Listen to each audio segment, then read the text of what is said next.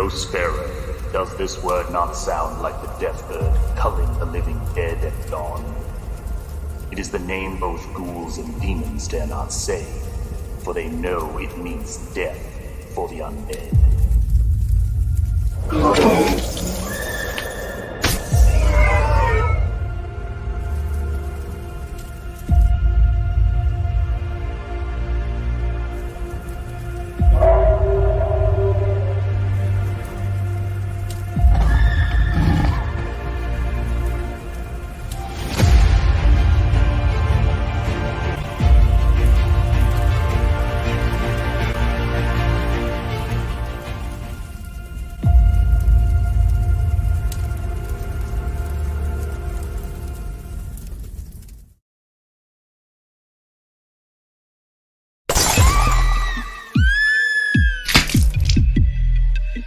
We all go a little mad sometimes. Haven't you? People always go in madhouse someplace. I hate to even think about it.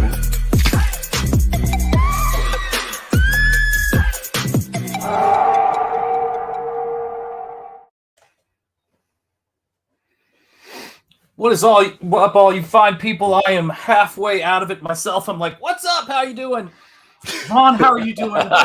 Man, yeah, I'm doing fan-freaking-tastic. We're getting closer to Halloween every damn day. And autumn is on the air. I'm watching great horror movies this month. Life is good. And we're here to talk about a good one tonight, man. We're talking about Hammer Classic over here. Yeah, it's gonna be a great one, man. We've got some beautiful ladies. We've got some gothic atmosphere. We've got all kinds of exciting stuff happening in this one. And let me call up some of these images. But so, had you seen it before? Nay, I had not. Makes me so ashamed of myself to not have seen something like this cool. And now I'm glad I know it exists. I loved Hammer, but my introduction to it was late night drunken horror movie fun with my buddies. Now I get to sit and watch it and appreciate it more, and I appreciate it more than ever, Shanth. Dude, it's just it's a blast. Artful. It's fun, imaginative, artful, meaningful. I mean, and yet, you know, it's crazy. What I like is you're watching very European myths and lore play out in this world that just feels so right. You know, the gothic world of Hammer horror feels like its own universe that just continues on even if the movies aren't made anymore. It's just awesome. Absolutely right, man. And we've got Prater7. Eric Weathers is also here in the chat. We've got Enrique. Cheers. It's great to see you. We toast you. We've got Snuggy Jr. How are you doing, my friend? Stephen Rockwood Drawing, always dropping links. And it's great to have you here, man. Channel member. I appreciate you so much, brother. We've got D-Wag in the house. D-Wag saying smash the like. Citizen Ronan is here. And again, look at these links Stephen Rockwood always dropping here. We have got 80s Matrix here. My brother, how you doing? Hey. Ellen, sup? Indeed. Mighty Geek Studios. Jordan Horst with a great avatar there. Beautiful, man. That's our boy. Oh, my God. Captain Chokeout. American Comics Company is always in good company when American Comics Company's in the house. And yeah, guys, this movie is Vaughn and I had a conversation. It was more of sort of like a therapy session over another. I'm charging you. Attempt. Yeah, exactly. At horror. I consider it to be more like group, but you know, you'll get there. You'll do your video and I'll help you talk yourself. If it was, I was just by the donuts the whole time, but yeah, go ahead. Yes, absolutely, man. That's what I'm doing. It's probably evidenced. And so this movie is a 1971. It's later Hammer. It is sexy. It is gothic. It's got the great Peter Cushing, Governor Tarkin himself. And it is something that we don't see anymore. It's just, I've been going further and further back to get entertainment that actually entertains me. And right. Hammer. Without the message. As Critical Drinker says. It was so refreshing to watch something like this and not have a million different messages that don't matter coming at me. Amen. Yeah. People who are working within a budget, but their passion and the desire to just tell good stories and entertain people is there the whole time. But also craftsmanship. We're going to see some great shots, some great use of lighting. I mean, these movies, it's actually, you know, what makes me a little mad, Shanth, that if you don't hear about Hammer, I noticed that people poke a lot of fun at it as being like the melodramatic or tacky or whatever.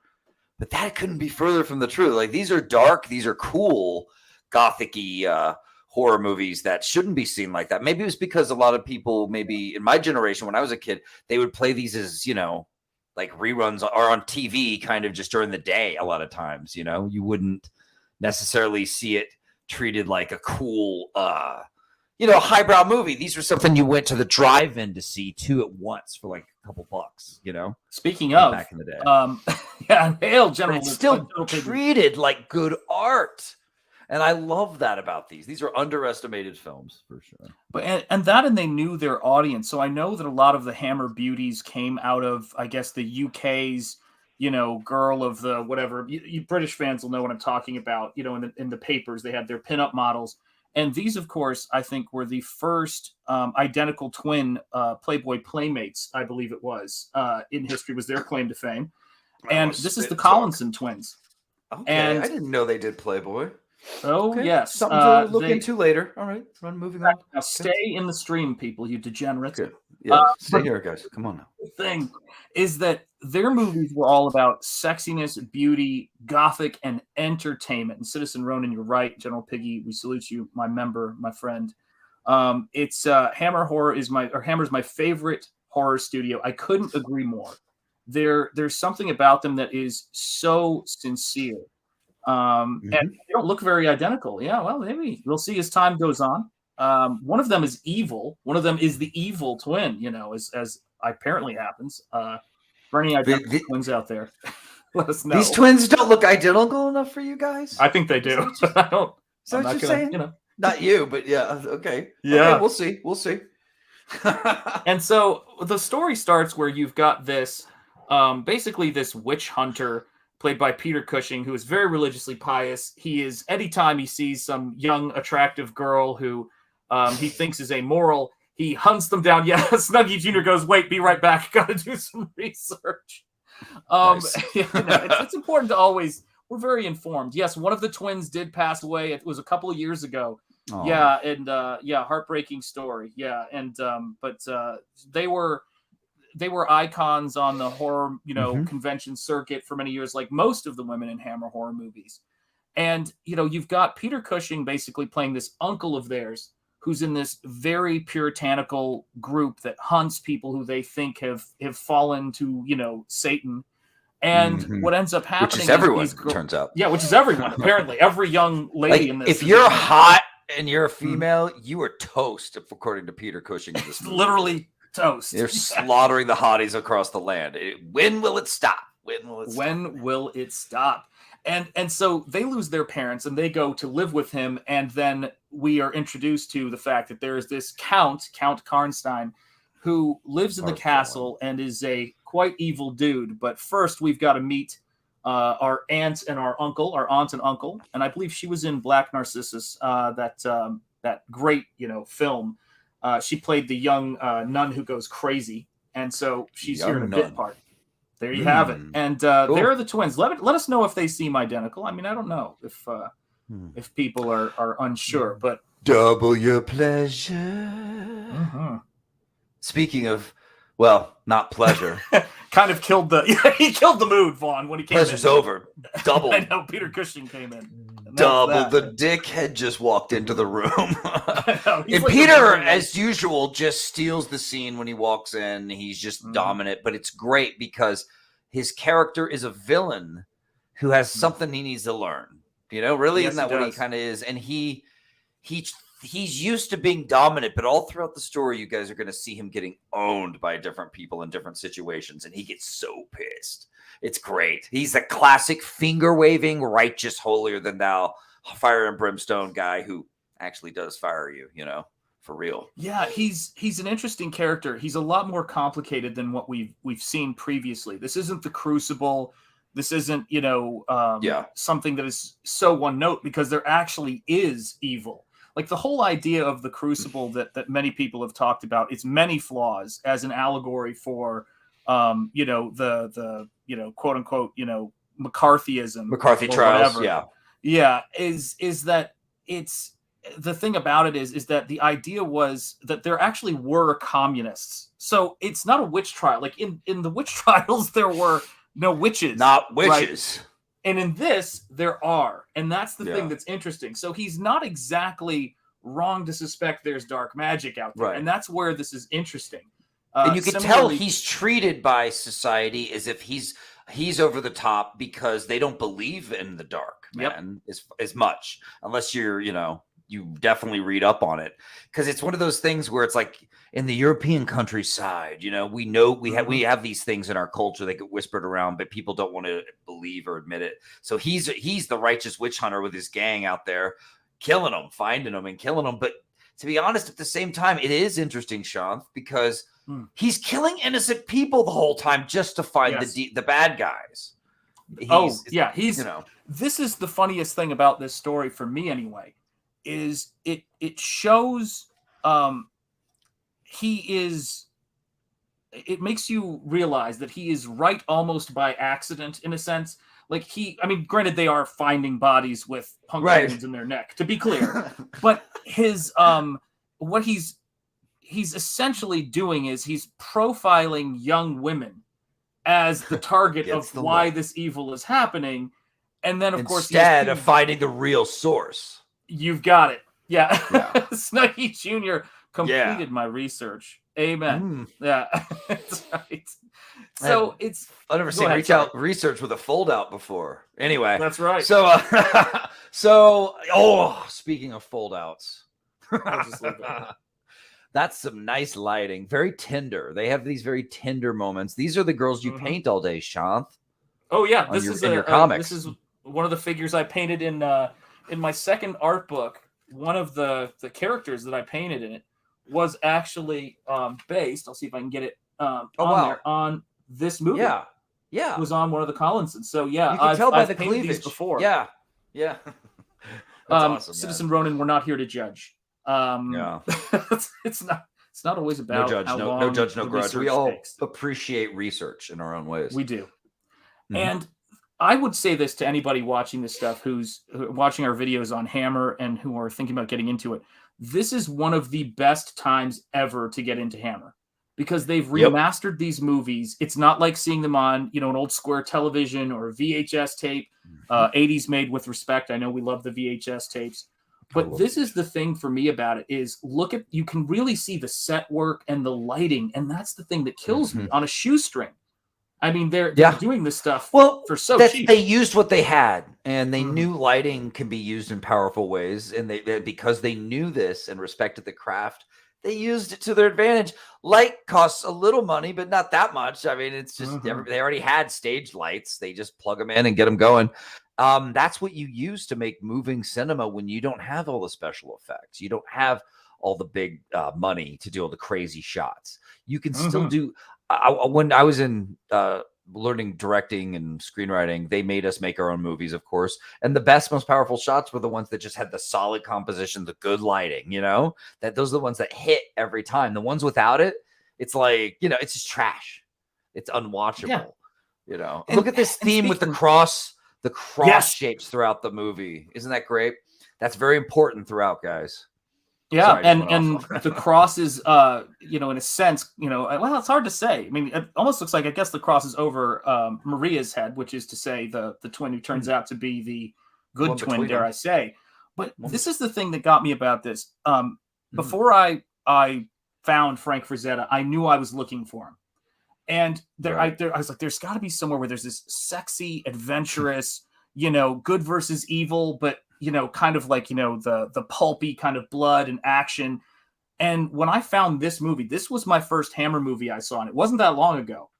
And it was like about 3 or 4 years ago, about the time I did these paintings. And I went, I've been looking for this sort of Hammer world of crazy lighting and of beauty. And guys, if you think that you've experienced, sexy, beautiful Gothic horror, and you haven't seen these movies, you have a treasure trove in front of you. Like, this is amazing stuff. I mean, the women alone, you guys. They're amazing. Peter Cushing alone Mhm. He's in so many of them, and he just tears it up. He's just amazing actor, and he's getting older now, still tearing it up. Like he just plays to it. He's more gaunt and creepy than ever, and he just plays a great, interesting kind of villainy character in this. Villainy, but I didn't think of him as a villain, if that makes sense. Yeah. He was nuts. He was complicated. But he was complicated, He was complicated, and he's going around searching out his idea of evil. How do I put it? He treats a misdemeanor like it's a felony, is the best way I could look at it. So when he looks for evil, he's looking quite small, and they kind of call that out as we get on to the end of the film. But you're treated to this guy going around basically saying, here's a young, sexy, unmarried woman. She's with some guy. That means she's evil. She must have given herself over to the devil, which in a sense, it kind of has on some level, not completely, but you go over to this and you find that she is with the Count, who has total power, lives in the castle over all these people, and he's untouchable. This main force. Untouchable. Yeah. Utterly I love this guy. He walks in and he's just like, I found agents of the devil. And he's like, yeah, so what if you have? Ha ha! Like, this guy is they're just eye to eye. Like, he's not taking Peter Cushing's nonsense at all. Absolutely. He's telling him to get the hell out so he can, be nasty with this chick. He reports, it's because he reports back to what, the Emperor? The Emperor, yeah. He goes, I'll tell the Emperor to have you all killed. It's like, if I were like Guillermo del Toro, he should bring back this Hammer world, where there's the Emperor and there's all these characters again. Anyway, but dude, I just love that, how the untouchable brazenness. He's got his shirt open. He's just like, do what I want. Great villain, cool acting, cool actor.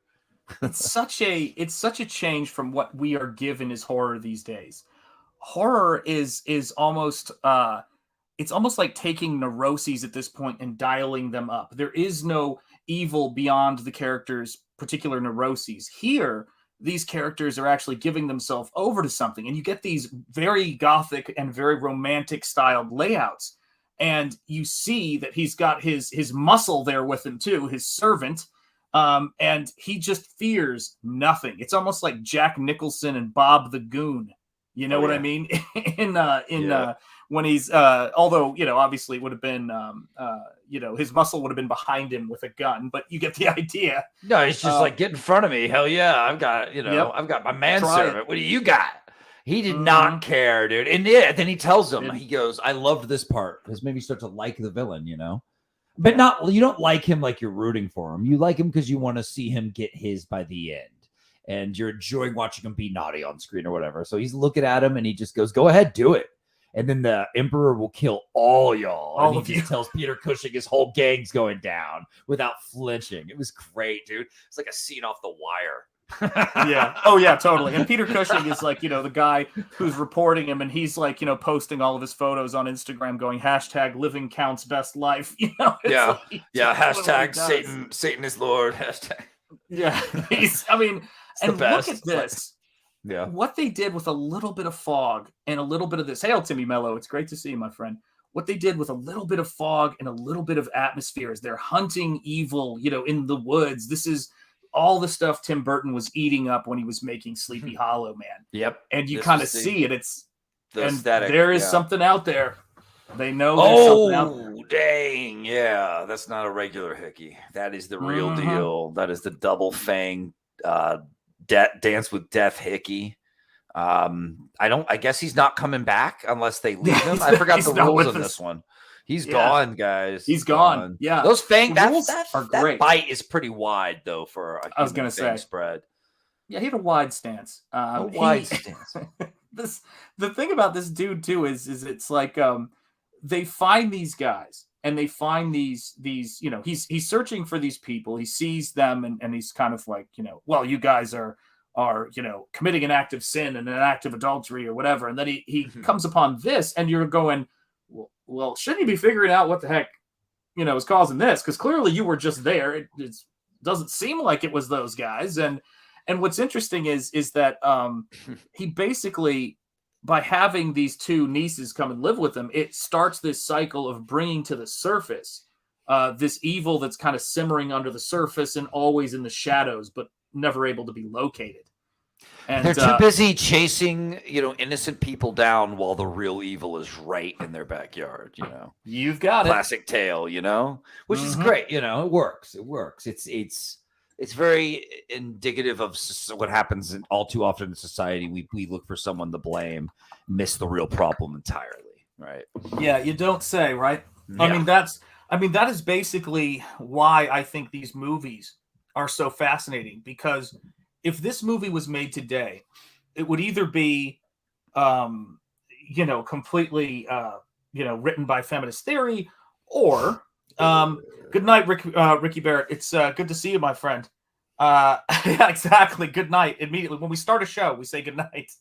That was rough. Good night, everybody. Fun stream talking about this. A book I would recommend for Hammer fans is The Art of Hammer. I love that book. It's a great book.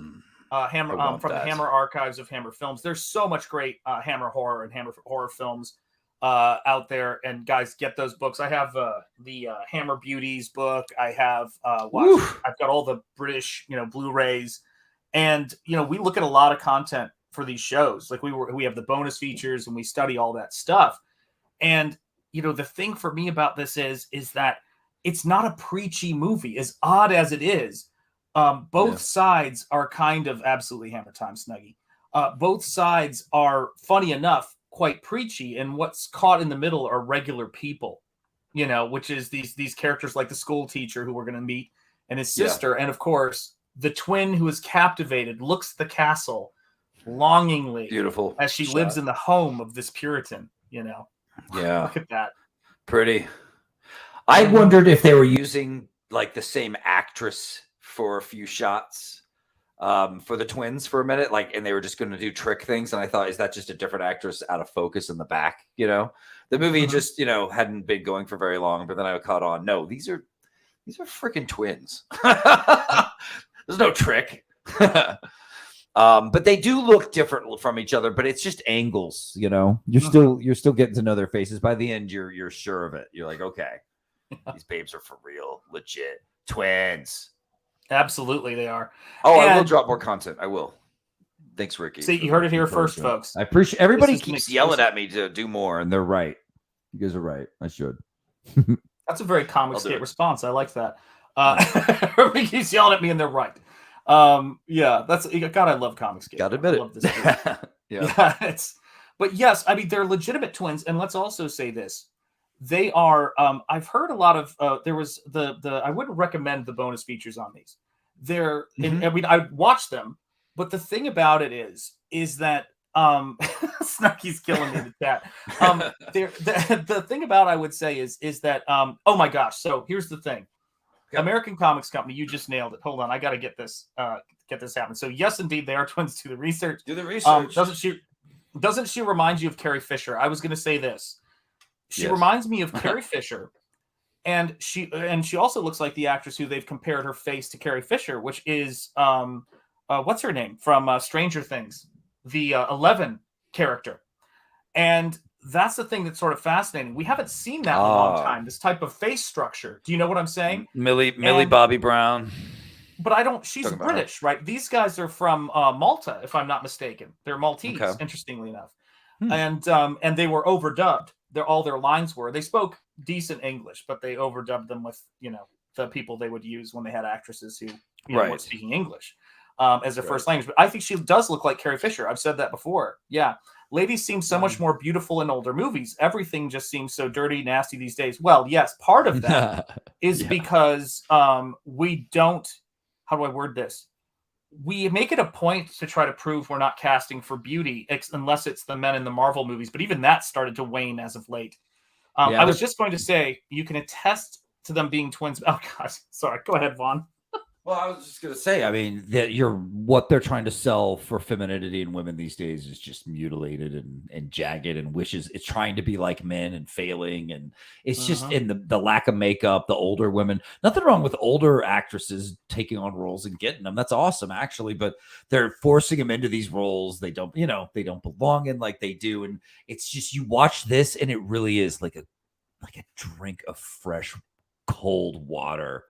After a desert of feminist nightmare media. It really is not, and it's not just about hot chick. There's beauty to these women, their shots, their characters, the story. It's great it's a fun watch, man. I just love that. Part of me is like loves how serious they are about it, even though it's not too serious. It's kind of just fun.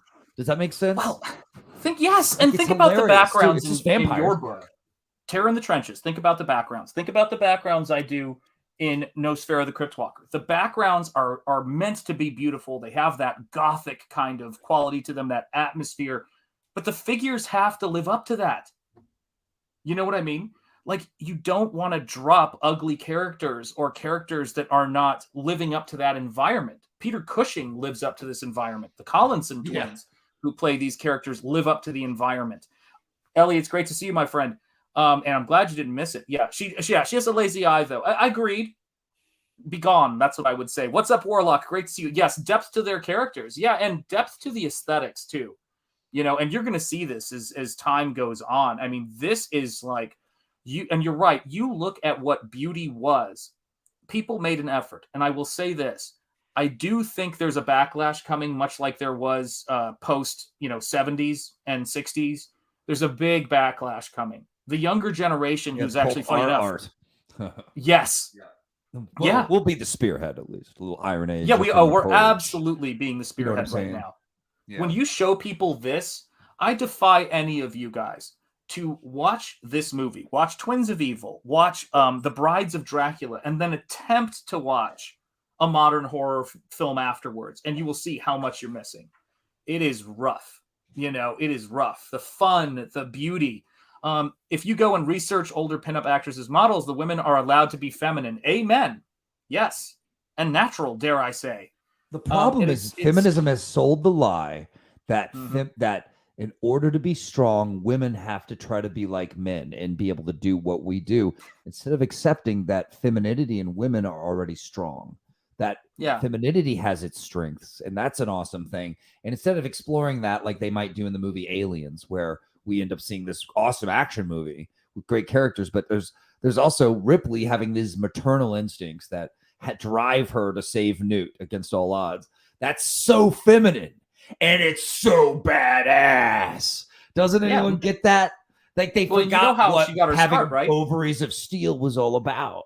They forgot. Inhale, I doff my cap. They're too busy being victims and taking over our shit to make it their shit.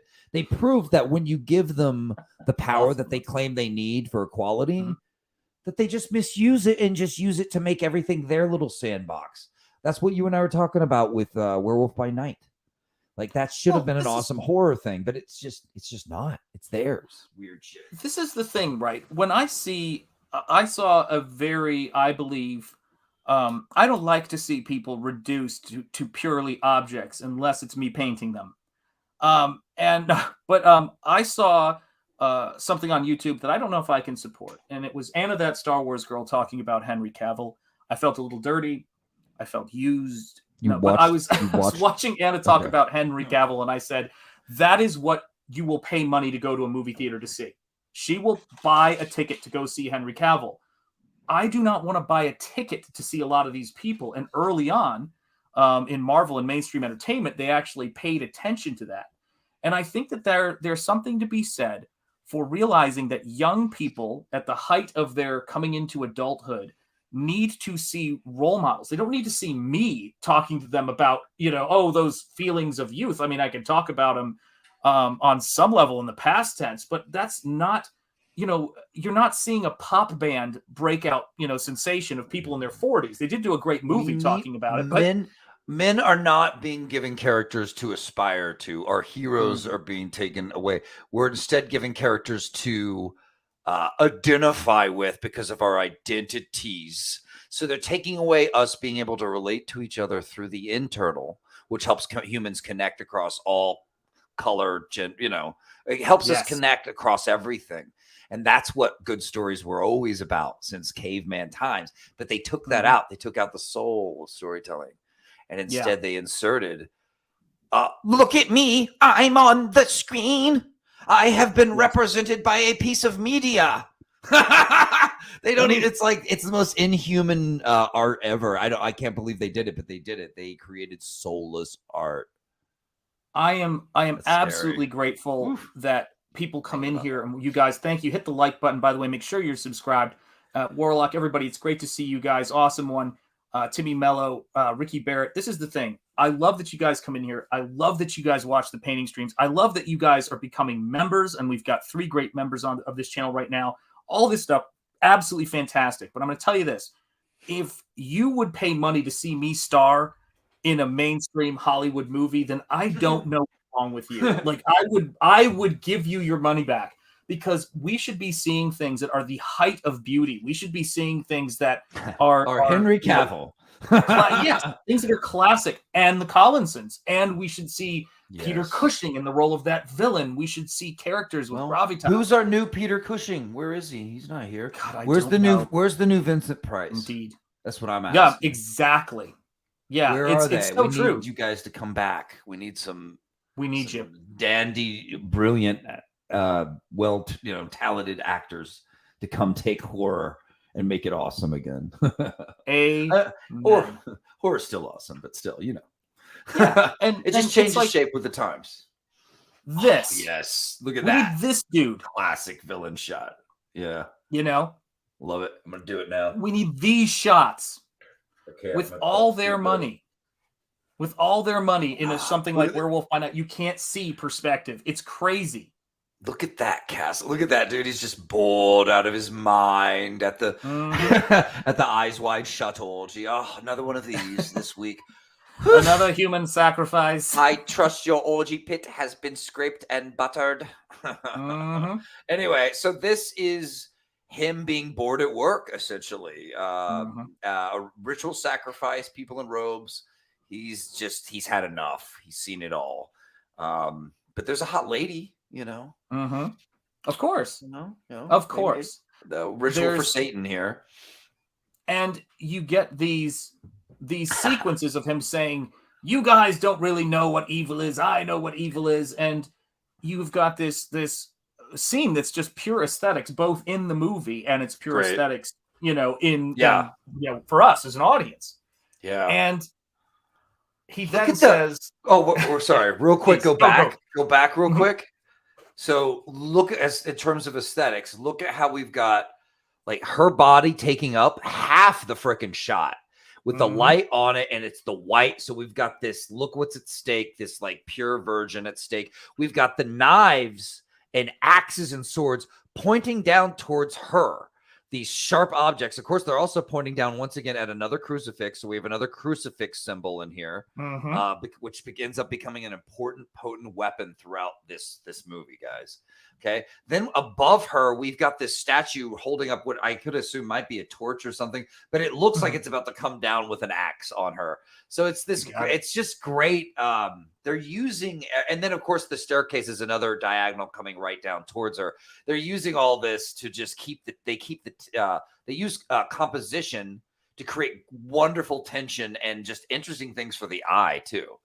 But it all leads down to her and what's at stake, which is them saying, hey, this is what's important to like the subconscious of your mind, that's just good filmmaking and storytelling. It should be awakening your soul, your spirit. You should be watching this and go, whoa, what is this excitement? It should be the fire in the foreground. It's so good. When people look at our books, I know you think about this, but I want them to feel exhilarated. And these movies are exhilarating on a shoestring. It's so great. Yeah, good finding another set of Henry Cavill standards. Yeah, exactly. And when you have someone who's good, hire them and keep them. Seems kind of obvious. This is the kind of stuff that he lasted. Yes. Yeah, absolutely. This is the kind of stuff that this is from Citizen Ronin that enthralled me as a kid. Not just the hot chicks, but the sets, and that's what I'm talking about. Hammerland, as they called it. Not just the chicks, but the sets, the clothes, the characters, the mood. It felt like another universe. It does. It's a window out of your everyday. God, Yeah. that's so And much how fun. is there, Shanth, is there a man that they just that said this is what we're gonna do, this is the aesthetic, this, and is the impetus behind all this, like the visionary? I Is it would like say one guy or a group of guys? it was a group of people. Okay. It was people building off of one another. So you had Jack Asher doing the lighting, and you had Terrence Fisher were the big influence on what people think of as Hammerland. And once they laid that down in the 70s, you started getting other people coming in and going, well, how do we get back to that? Like, how do we make sure we keep that up? And that's Carry really the flame. legacy. Keep the flame going. Yeah, Okay. the But I mean, Gothic. but someone said, I want to do this Gothic thing. Was that because this style of literature it's popular in England, isn't it? Is that where they always works? It always It's the works? copyright free. If you want to start a studio, I will say this. I like that. You take a I believe he worked in something having to do with fabrics, but I can't remember what it was. That's what he studies, a tailor or something. But you take a Carl Lemley Sr., who comes here as a Jewish immigrant. He starts a movie theater. He works doing all these other jobs. He starts a movie theater. I think it was in Chicago. Ends up moving and then starts creating movies to show in his theaters. And then he ends up starting Universal Studios. And what put them really on the map were their horror movies. To this day, if you want to make a successful studio, look no further than the classic Frankenstein, Dracula horror, and do it well. And Hammer, Universal, all these studios, how do I put this? When I saw the Daily Wire setting up an entertainment section, I go, if you don't do horror, it can't work. Okay. Because it's the only thing you can do without... No, I haven't. No, I don't think so. I'm worried about Ben. He's little. He does look a little like Eddie Munster, and I think he'd get fired up and just take you down. But I will say this about them. Yeah, I mean, when I hear terror, was it Terror on the Prairie? I think, give me some werewolves, give me some terror, give me some horror. Maybe in the and trenches. You will get people in there. Hail my yeah. I mean, it's only. I mean, then they're doing some school shooting movie, or is that someone else? No, that's them. Yeah, they're doing that's Amicus horror. did great stuff. That's pretty horror, man. That school shooter movie, gotta say. The way they're doing it, it's not just suspense. Oh yeah, it's not to say that the stuff isn't quality. It's that the subject is too real to make you the money. Like, they're making the movies you make once you've built the house, the big house. Do you get what I mean?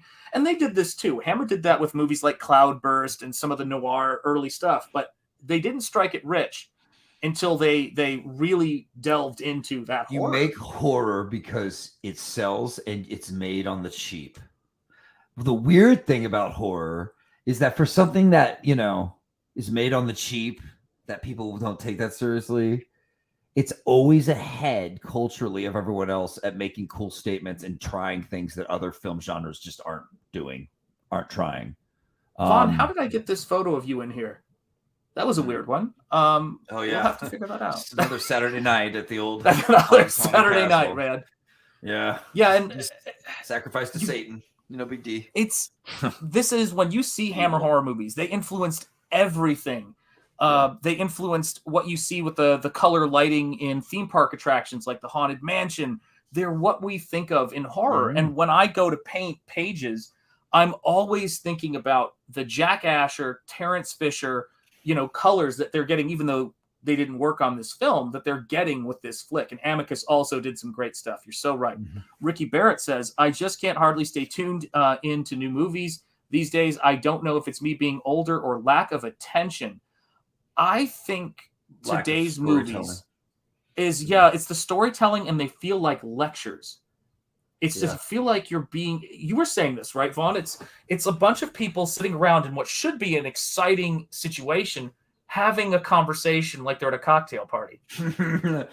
Everyone thinks they learn how to write from watching TV and reading a lot of teen novels, and they're like, I know how to write. One time, I don't know if I ever told you this. One time I dated this waitress briefly who was writing a teen werewolf romance fantasy where she was the obvious self-insert, and she was surrounded by all these werewolf boys who were very protective of her, and they'd go out and I read a chapter, and it was just all about her and her werewolf boys going out to party, and it's all about it describes her outfit and how she looked at herself in the mirror. All these pointless details. There's no story, right? It's her fantasy. That's all I'm reading. And I hate it, but I'm laughing, right?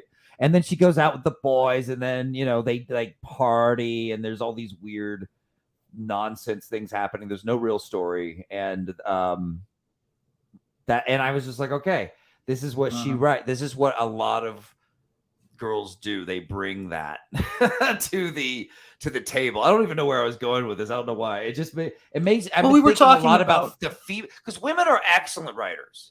They dominate the literary market. They're fantastic storytellers, and yet there's this genre of female storytellers though who are all about themselves just being in the story and having these weird little talky fantasies. And so now movies aren't about good tension and flawed characters. They're about characters that aren't flawed and them overcoming things too easy. We forgot about tension. We forgot about all the things. It's like we take it for granted, and we forgot about the craft, Shanth. We really did. And hail Carolyn Monroe. We will at some point try to talk about Carolyn Monroe. We'll try to find a Carolyn Monroe movie that's perfect to discuss. But let me also say this. And all of these people, by the way, who go to conventions have been great with their fans, and that's always a great thing to hear. Vaughn, I would say this. I think you're right.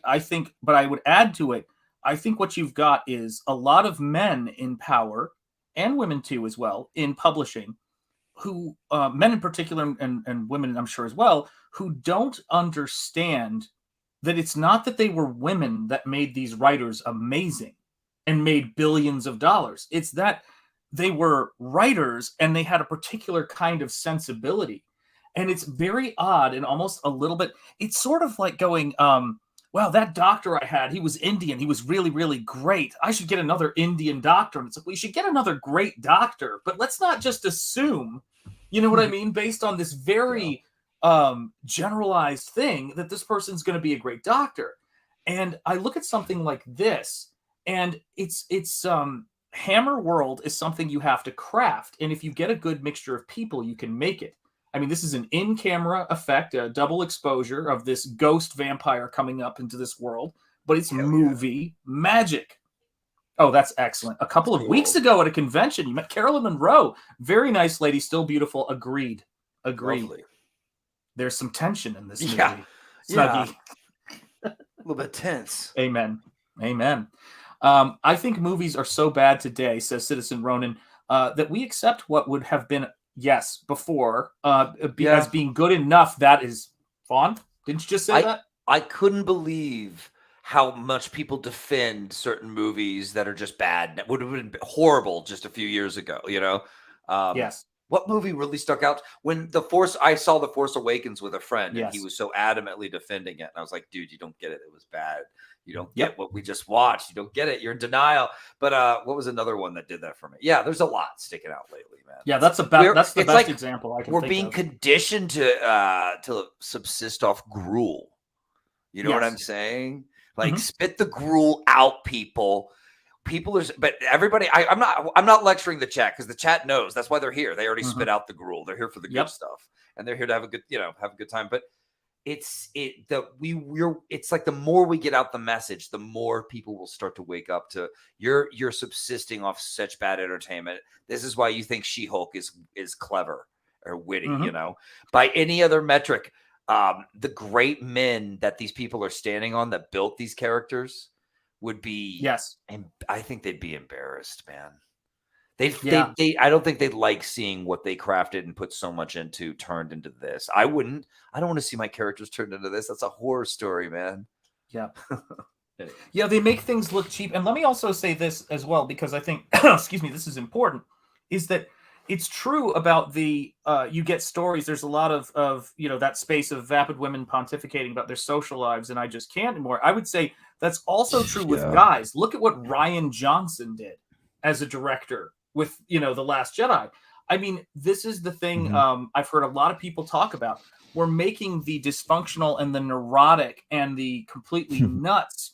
We're trying to mainstream it and act like it's normal. The problem is it's very small, petty, and neurotic. It's not mythic. It's not big, and it doesn't enrich your life. It's so frustrating. See, back in the day, guys, we used to be like old Peter Cushing, and we would just burn a hot Betty when she was totally innocent, Maybe she just had like Tourette's or a little problem, a little glitch. We were like, throw it on the fire. But we and then over the years, we were like, let's stop doing that to people. Yes. Let's accept people. But now they've taken us too far the other way, and now we're celebrating all this craziness. I don't know if any of you guys know HBO shows, but they did a show called, what was it called? Sharp Objects.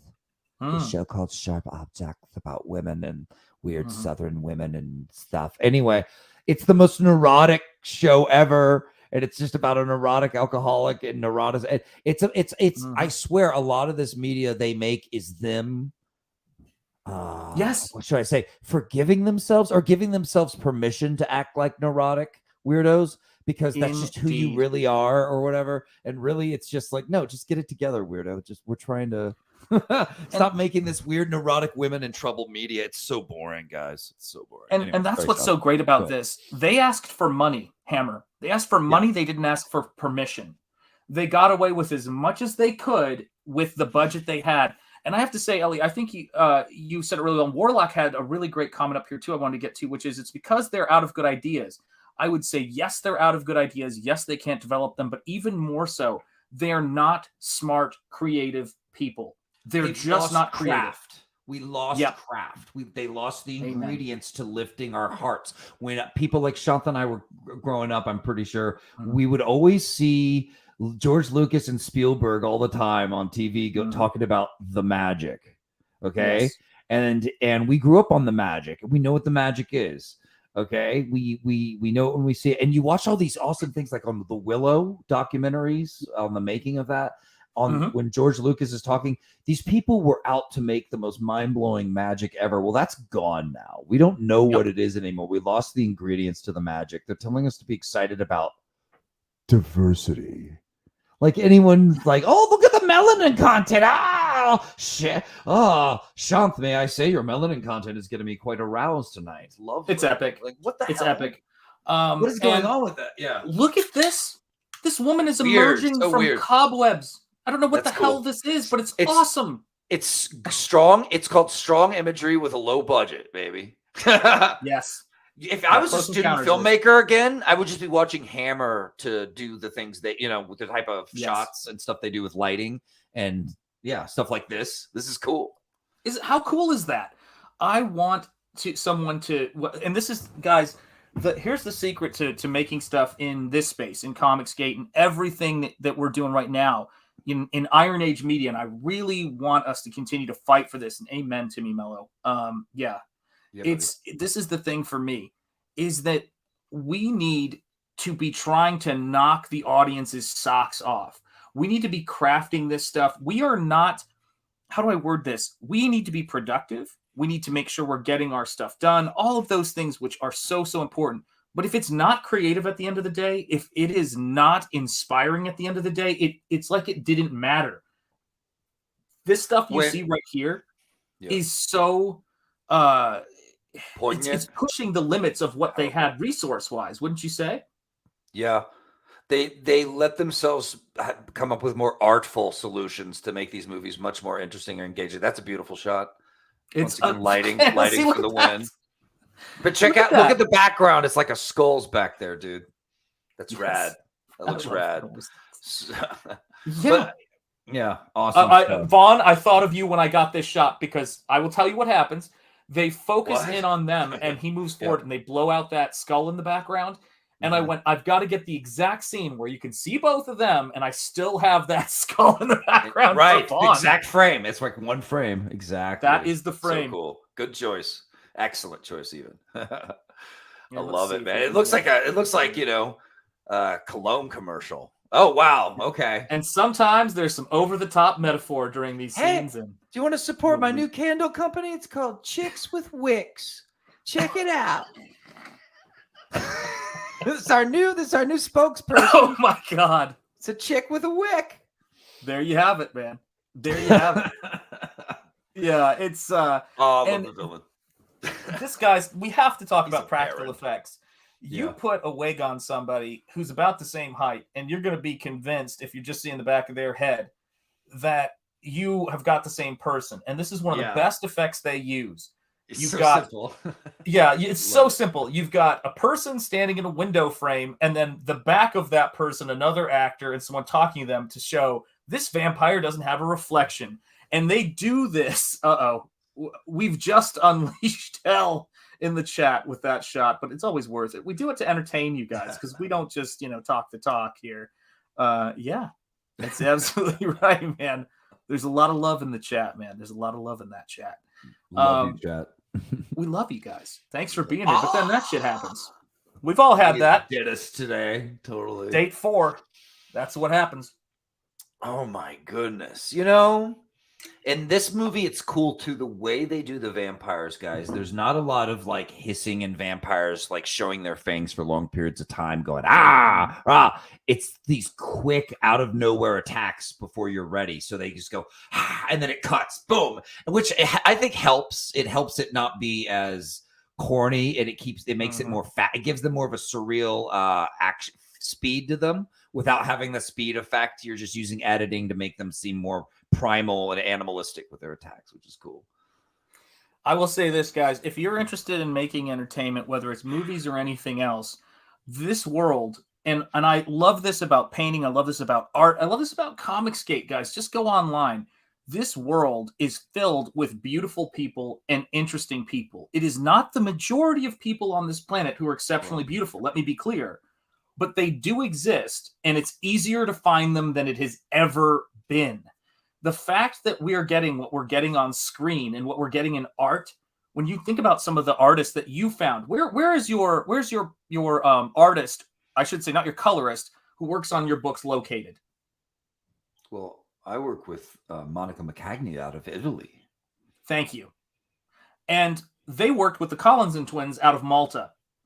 And this is what you do. You say, find me a face. Find me an artist. Find me a colorist. Do you know what I mean? Focus on entertainment. Yes, I love the quick fangs better than the face transformation. Indeed. Yeah, Way those better. those teeth aren't a deal breaker. I agree. Listen, Right. folks. If she knows how to use them. Love is love. We say that all the time in this chat, guys. We say it all the time. Yeah, just got to bob and weave that neck. Yeah, that's right. Indeed. Many anyway, we'll leave that there. Just saw a vid that TikTok mostly shows the hotties. Yes, of course they do. Of course they do. They know what side their bread is buttered on, folks. This isn't rocket science. I mean, the reason why you're hearing about Henry Cavill being rehired as Superman is because a sane freaking executive finally got involved, an adult. And went, excuse me, we have got women clamoring for this guy to be Superman, and they've spent money. And we've got guys who think he's a good Superman. How is this not a win-win? Give the man his what Malkovich, Not right? even, in Brown it's also it's Give him almost his just money. justice, right? Yes. Give him his money. him It's his almost money. justice at this point, though, because he needs to play Superman the way Superman. He needs to really play Superman He does. and uplift got the us, look. But he's got to do it. and have the curl. I will not. It is a travesty against humanity that man has the natural S curl that Superman has, with no one messing with it. And they didn't use it. They didn't utilize it for the movies. They using hid it it, now. and they intentionally hid that he had the Superman curl naturally. That is now they're going to use it. Beautiful. Anyway, Yes, they showed a moving promo on. photo, and he's got it, and people are freaking out. So again, Double your pleasure. oh Remember those heavens double to mint Betsy. commercials? Yeah, Honey, it's I feel like chewing something. Get the Wrigley's. Sorry. I think that statement covers it. Yeah. This is the thing about it. You have got an age range of actors. You've got the school teacher. You've got his sister over there, and you've got the twins. And he looks like he's a handsome, tall, lad from this time. Right. He is designed Right. to be a heartthrob in this flick, as in another way, Damien Thomas is the vampire. Oh my God! Here's what's Anna, interesting about his. Oh, hey, Henry. Hey Anna, sorry, I didn't mean to mention him. Did I say his name 3 times? Check this out. Yeah. The way they introduce this younger hero dude, he's literally staking or spearing a warthog to death. Like a manly badass. He's like, oh, just killing a monster. So, and then we move into this, and he meets the twins for the first time, and they're both wearing pink, and it's all awesome and lovely and reminiscent of the Pink opening titles. So I was like, oh, okay, maybe that's why they did that. The rad neon pink, almost 80s opening titles. Look what's behind him. Yes. We got the boar head behind him, reminding you, like, these people in this town, in this part of town, like, we kill monsters. I love that. Yes. I thought that was a cool touch. Yeah, you don't say, KSSS. Yeah, I remember there being a surprise number of women who saw the movie Aquaman, not because they like Aquaman, but rather because women are into eye candy just as much as men are. I would say there is no money. I hate to break people's hearts here, but there's no money in male eye candy. We know this because men can get male eye candy of beautiful women for free. Women will pay for male, a handsome man. We see beautiful women all over the place, so you have to bring a little bit more to the table. Do you know what I'm saying? I'm sorry. I was lost in thought. I was thinking about how many women who called guys gay for reading Aquaman growing up went to the movie and loved it. That's true. We get lost in that. You know what I mean? Like you read that and then they go and love the movie. Anyway, I don't know. Think about this. Look at this dude. To go off on the Henry Cavill tangent here, because as soon as that was said, and I wasn't even thinking this, you can see Henry Cavill playing this dude. Yeah, sure. You've seen him in was it Enola Holmes? He's becoming like every dude though, so I just hope I would love it if he stuck with Superman for a bit and didn't just become. I do too. He can keep it don't become every dude. Let Gary Oldman handle that. Yeah, absolutely. Yeah, let Gary Oldman handle that. Yeah. Anyway, I love this scene, man. It's lovely. It's beautiful, and you can see that the twins become less and less alike, and you see them certainly in their demeanor. I mean, you can see that with Frida, who is just, she's looking for trouble. Enamored with evil. Speaking of trouble. Yeah. Oops. Yeah. This movie's just awesome. I love it. See that butter back there? Yeah. Yep. I'm going to churn it. Vaughn. I love the villain. Baron. The Baron. He's so unabashedly evil. I love evil that's like that. That's another part of the refreshing quality to watching these Hammer horror films. He has a great line in this too, right? Yeah. Like he goes, "The woman you're talking to is my niece." He's like, "Thank you for the introduction. It wasn't meant as an introduction. It was meant as a warning, basically. Stay the hell away, man." Yeah. It's glorious. He's pissed off. The earlier scene where the Baron and him stood off, the Baron just owned him and sent him packing. Yeah, he did. He looked right down the barrel of his gun and went, "You get out, bitch." Yep. And then the Baron left. And he holds a grudge, this character. You can tell. Yeah. So he was like, "You can't talk to my nieces," and left. I was just like, no offense, Peter, but that's kind of I get it. You're being protective, but like, it kind of seemed a little bitchy too. Yeah. The Baron was just like, whatever, I'm going to impregnate them with evil. Yeah. And Citizen Ronan says, if back then they had green screens and digital effects, these films would not have had the same appeal that they do with practical effects and creative solutions. I was just showing Vaughn the video I did, the 1 hour me on my sofa feeling, like I was hungover, reviewing Werewolf by Night. But I also got a tip off that they had done and rejected and done all digital. They'd done a practical Man Thing. And when you see that, you go, the green screen and digital effects have officially become diabolical. That you would have that there built and ready to go and not think to shoot it and say, well, we'll use the computer graphics as needed is insane to me. It's a decadence that creative decadence or uncreative decadence, bureaucratic decadence, I can't understand. It really just, if I drank it, would drive me to drink. Back terror in the trenches. Thank you, KSSS. We appreciate it. Let's get that book moving every second we can. So yeah, she's bullying her sister here, her twin sister. And what was interesting is they actually said they cast them because their personalities fit the characters they played. So they really did have, one had I think it was it Madeleine or Mary? I think it was Mary, who had the sort of the edge to her and played Frida.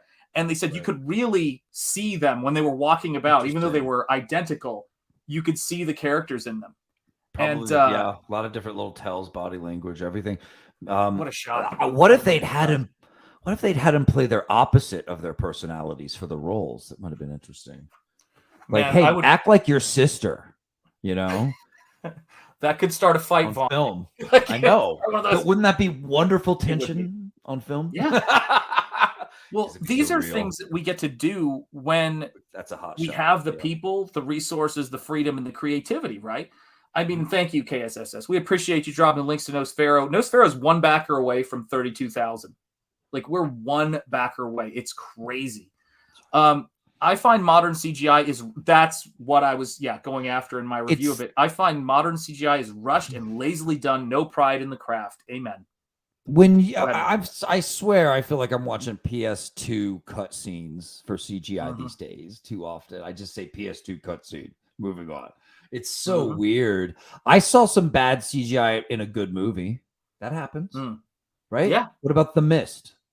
Yes, like good movie. But I think the CGI gets better though. But the opening scene I was watching on HD, and I guess maybe because of when the movie was made or something, the CGI stood out is looking very fake against the real when it was HD. It just stood out, even though it was still cool design. The creature design is through the roof, awesome actually. Like it's amazing. Like and it's a good movie, but like I was like, I don't know about the CGI so far. If I can drop a challenge, man. God, I feel like it's you don't come in here and drop a challenge and leave, old man, Mr. Miyagi style, But if I can drop a challenge, guys, we have no shortage of people who understand how to make costuming. We have no shortage of beautiful people. We have no shortage of people who have filmmaking skills, people who are storytellers. This is the woods and a couple of things. There are historical reenactors all over the middle of this country. We could make something. Shanth wants to make CG horror, baby. CG, or what would you call it? CG Hammer. I want to make Iron Age pulp, man. It would be cool to go to Boston, right? Go northeast somewhere where there's a lot of this type of settings, right? And you've got your historical. I can tell you where they all are. Your right? You would be our guide, of course. And then you find the historical people. You know them too, most likely. And we cosplay a horror movie. Yeah, we could do it over Halloween or something. We can make it like a Halloween movie we film every year. We've got beautiful people. We've got special effects masters all around us. I have friends who are directors. I mean, but I want to do this stuff. I want to do this stuff as a middle finger to what they say we can't do and what we can't write. And that's what I want, man. It's that's what I want. Yeah, I know, right? But it's so I need. When I saw Werewolf by Night, the thing I kept coming back to was this movie is a movie that could have been great and done cheap, and you spent a ton of money and it feels cheap as an experience. Look at this. I couldn't believe what I was watching. I didn't know what I was watching for the first third of Werewolf by Night. I was like, what is this? Is this really Werewolf by Night? What is going on? Okay, he's going to turn into a werewolf, right? Is he? Is he? When? What is this? Yeah, it was horrible. Anyway, this is lovely. I love the goats. Now, cross imagery, no see so much. Goats, creepy, symbols of the devil. We've got a Pan statue holding up a candelabra in the background there. Very satanic, creepy, goat-like imagery has now replaced it. We've got a rack of lamb in the foreground once again. This is great imagery, man. I love it. He's got his servant, not being muscle, but just serving. Damn. I keep looking at this stuff, and I know for a fact, because this is another great thing about Instagram, is that you see people who are professional photographers, who do lighting, who do incredible technical stuff, craftspeople everywhere. And I just go, guys, we have the resources to do this kind of stuff. We do. We need an idea. We need a simple, story, and you can make this stuff happen. By the way, when I look at digital matte paintings, I've already done so many experiments with digital matte paintings. It's not even funny, it just in Photoshop frame by frame. Interesting. Oh, wait, go back And- real quick. That was one Sure, thing I of wanted course. to add about this that just stuck out to me that I found very Please. interesting. Their fire is set up like you're going to burn a witch at a stake. Yes. Which is just rekindling that imagery throughout. So we've got our witches possibly burning at the stake as kind of our, I hate to say this, stakes in the background, right? Amen. Because that's what ends up happening. That's our plot. Yeah, I mean, that's evil, dining like with Prince evil. of Darkness, right? Should be coming out of there from Legend. Yeah. I mean, that's really what you're looking at here. Yeah, and awesome. it's that's hell. Like, he is before the gates of hell. That's what he's trying to lure her into. And it's so funny because it's like the thing that people miss about this flick that I thought was rather brilliant is, yes, there are twins in this, but the movie's called Twins of Evil, and one of the twins is not evil. The twins of evil are, of course, Count Karnstein and, of course, Peter Cushing's character, Gustav.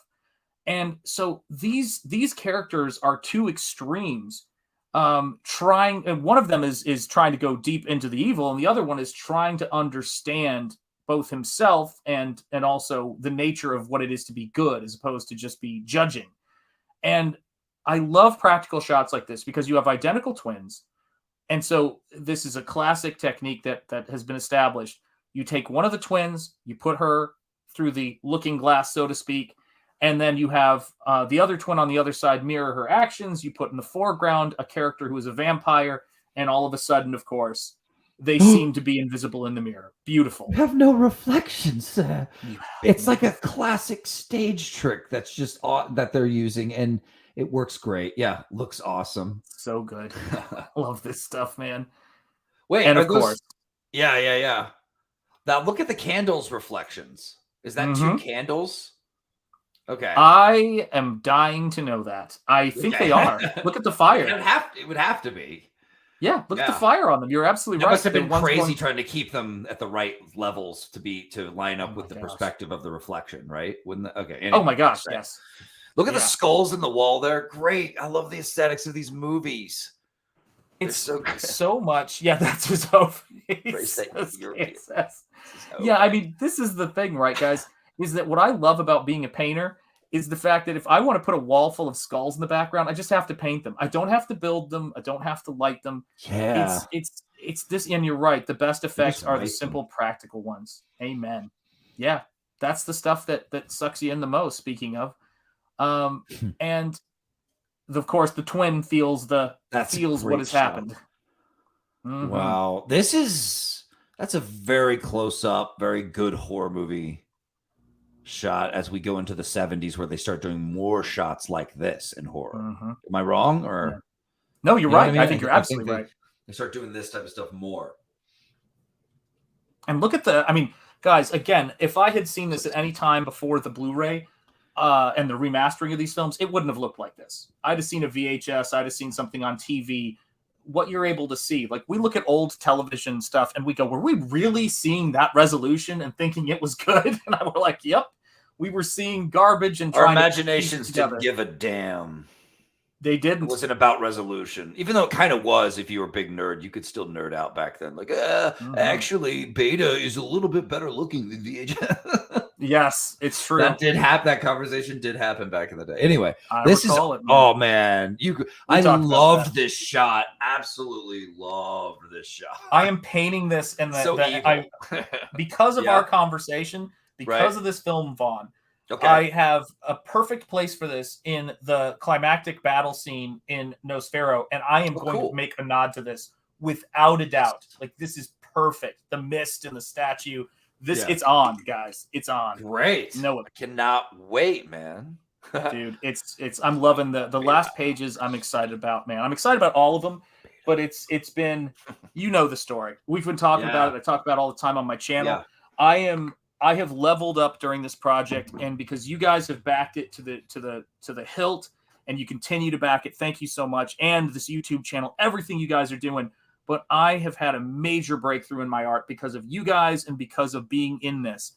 I almost said when I was on the stream last night with Rini and with Shane and Ethan. There was a point we were talking about something. I can't remember what it was, and I guess I had to rein myself in because I don't want to be that guy, man.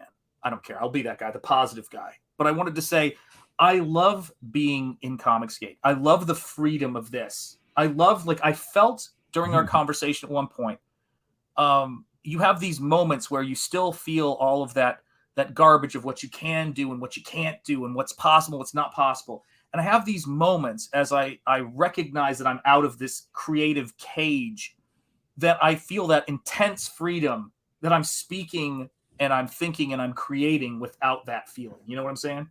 Well, artists should be the first front lines about protecting expression, and because you are now free. Yes. You know what I mean? You're creative. You're able to create on all cylinders. You're able to be you, man. And Amen. so the more free you are to do it, the more you're able to be you and express what you really need to before on this short little, I guess, period of life we got before we go. Make it count, guys. Strike while it's hot. That's what I look at it like. I look at it like everything I make is just me knocking really hard on a door that it's going to make me undeniably good, hopefully, and open for me. You know, everything I make hopefully entertains people and just makes people remember that good story is where it's at, is where the real power is, where you don't need the biggest budget. All you need are two hot chicks and some fangs and some fake blood.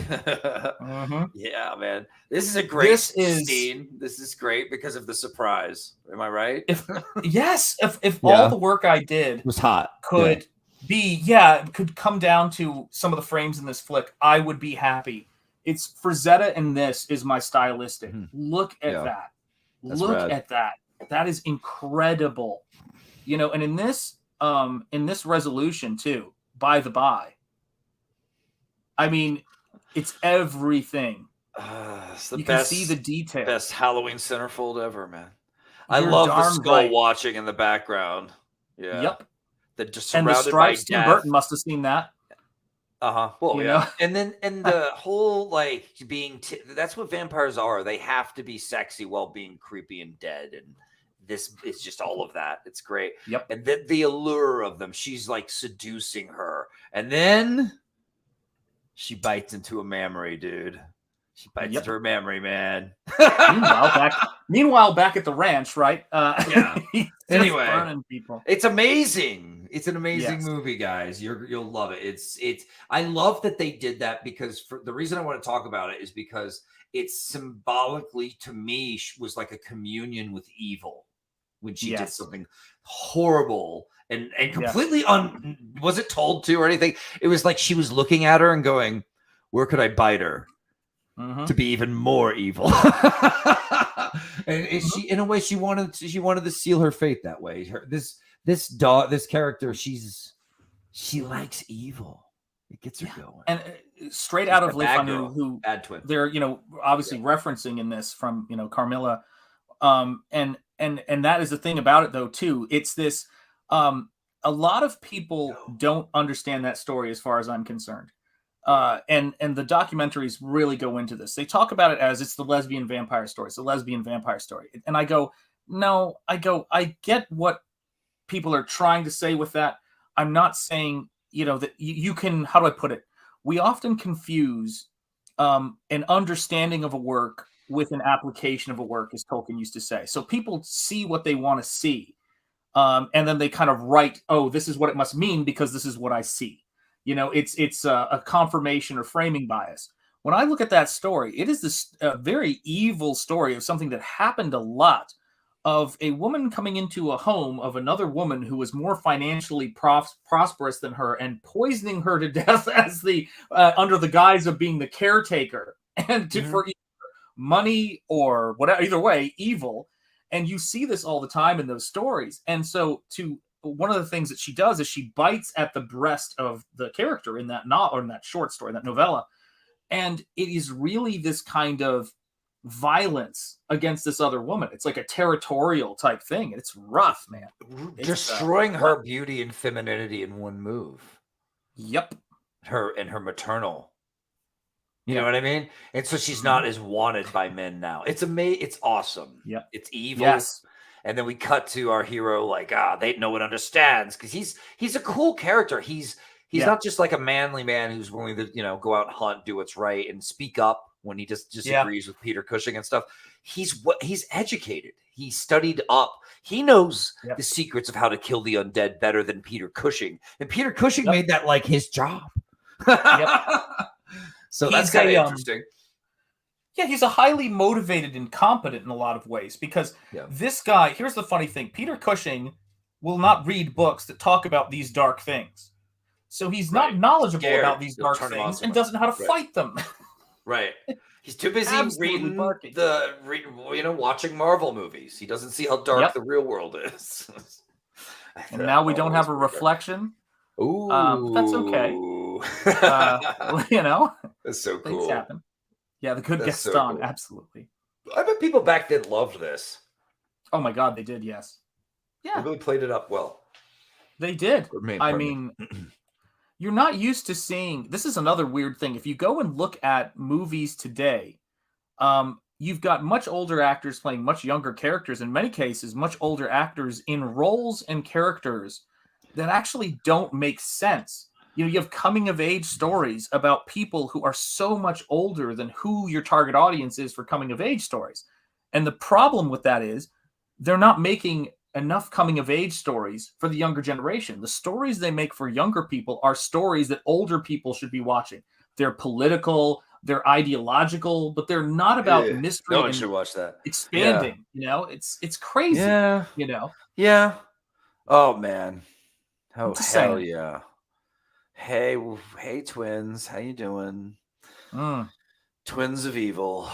Twins of evil. There you have it. Remember, except one's good. So that's right. That's why I was like, "What's with the title?" And you just explained it beautifully.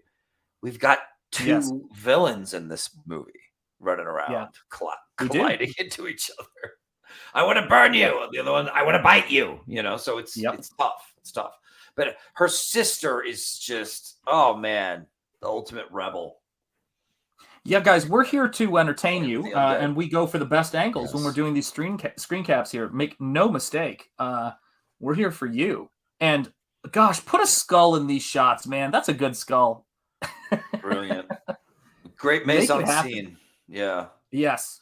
Oh my gosh. He's a man that skull's not just keeps up the visual of death, and thematically throughout. It makes me think this man is studied. He's not afraid of death or the macabre. He's willing to keep it on his desk and study and understand it and stuff. It's cool. I love that. Yeah. It gives me a Van Helsing-y feel. Oh, yes. And this is the thing. There's a shot, I think it might be, and yes, Vampire Leia, indeed. Yeah, it's very Carrie Fisher. And by the way, small like Carrie Fisher was, a lot of people don't realize this, is that when George Lucas made Star Wars, I could be wrong, he was a ripe old age of 35. He could have been 32. Somebody look it up in the chat and correct me if I'm wrong. But he was young. I thought he was still okay. Yeah, okay. I thought he was still. And Carrie Fisher was 19. Okay. Harrison Ford was 35, I think. He was like the older actor on set. He was the oldest one. Yeah. Yeah, he's the oldest one. And so when you think about that, when you see Princess Leia in those movies, think about that. Princess Leia was 19. This was a young hero for a young girl. She was not 35, right? She was not, and Luke wasn't my age. Actually, I was looking this up the other day. Liam Neeson in The Phantom Menace, playing the teacher of Obi-Wan Kenobi, was 48 when he made that movie. He was 2 years older than I am now. And I should probably get in shape because he looked pretty good in that movie. He was in shape. I got to get after it. But he's a badass. He's a boxer. Yeah, he's a badass now, man. He's like kicking ass, he looks. man. He's aged well for Irish or whatever. I don't need these movies. I chose this screen cap because let me tell you, that is a Bernie Wrightson figure right there. The way the legs, are angled in that walk. That is a comic book over exaggerated walk. I mean, what a badass shot. And what a presence with that Strut. cape. Love It's it. like, let me tell you this, man. I'm for I'll real. take my leave. Boom. Yeah, it's like Solomon hot Kane. girls in town. Watch out. Totally. Yeah. He's kind of pimping. He's pimping for such a holy man. For such a holy. Yeah, he is. Anyway. And there's the sister, the sweet sister, who's like talking to him. He goes, I think you should go out of town to look after our aunt. She's like, you just want to get with that Freda girl. And she's like, why don't you want to be with Maria? She's the sweeter of the two. And he's like, oh, you just feel like you can just talk to her for ages. Yeah. And hell, yeah, rest in peace. The bad girls let you do the naughty stuff to That's what he's saying. That is what he's saying. That look. So he's looking at her like, you don't know, girl. You don't know. There you go. Yeah. I love this. She's man. sweet. She's a cool character.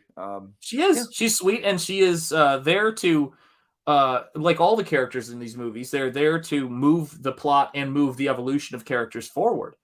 And, you see that. Well, here's a shot right here. What should we do? Should we call Vaughn again and see what he's up to? Yeah, we should. Totally. You call Vaughn. Totally. No, you call Vaughn. No, well, we're both calling him, okay, at the same time. We'll just have Alexa do it. Okay. That's right. Alexa, call Vaughn. This is that. Yeah, totally kills the movie. That we should turn into bats and just fly over. Okay. Yeah, we'll kill all of the energy. They pick up a cell phone. It's over. We're like, peace out, man. Can't do it. They are. I'm telling you guys, these pictures don't do them justice. You just have to watch the movie. They're they're dreamy girls. They're hotter than Princess Leia, than Fisher. There you have it. Ever was. They're hotter. And do bear in mind. That's insane. It's really insane. Yeah, but they're Go ahead. They were competent actors too. They were not. It's not like a bad movie where they're tearing up the scenes at all.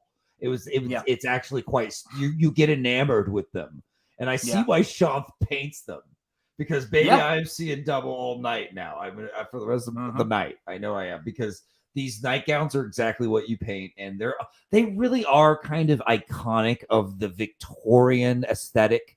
The girl in the see-through nightgown running away from the shady castle or mansion on the hill in the dead of night. That's the cover to one of these, to one of the Victorian romance novels or Victorian novel.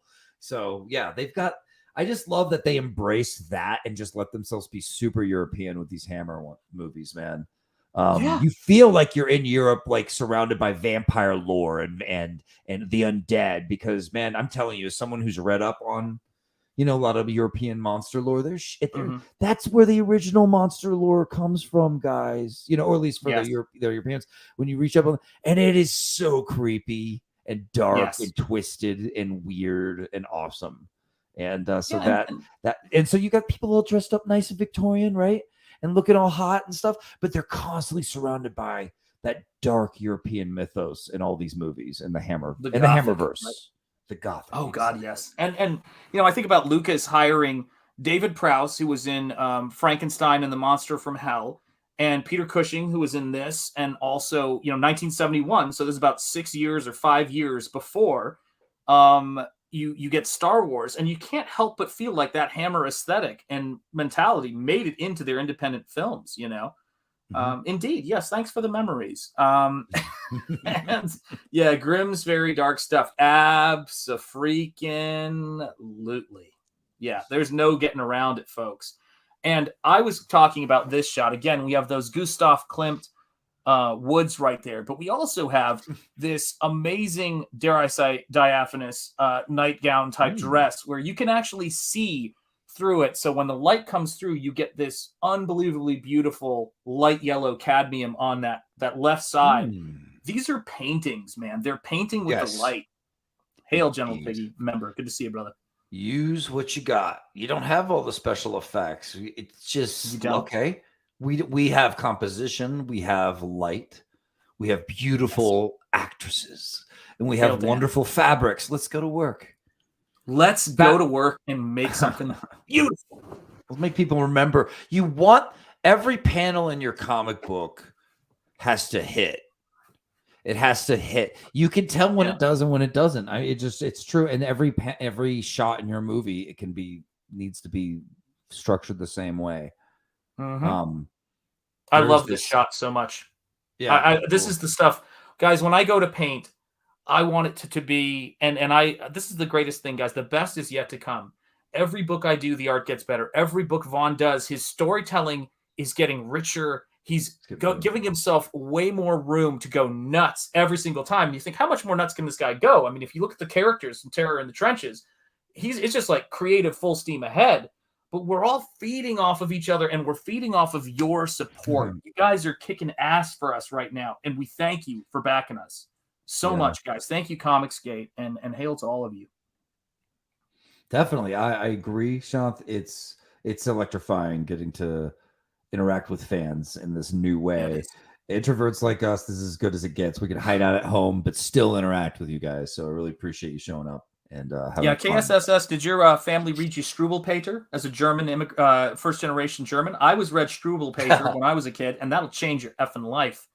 That'll, that's the scariest children's book ever freaking written. I remember that character, but I don't remember the whole character and story. I've just heard of them, you know? Oh my God. It's a book of short stories that are quite one note and brutal. Okay. Yes. Amen, Dan. Yeah, I agreed. What about the fake one that Dwight had, you know? Like the fake German. You remember that? I forgot what it was called. Yes. There was one about like one of the stories would be a kid sucks his thumb and then the barber comes and cuts them off. The mother warns him. Like, it's just horrific stuff. Real book, man. And it's scary.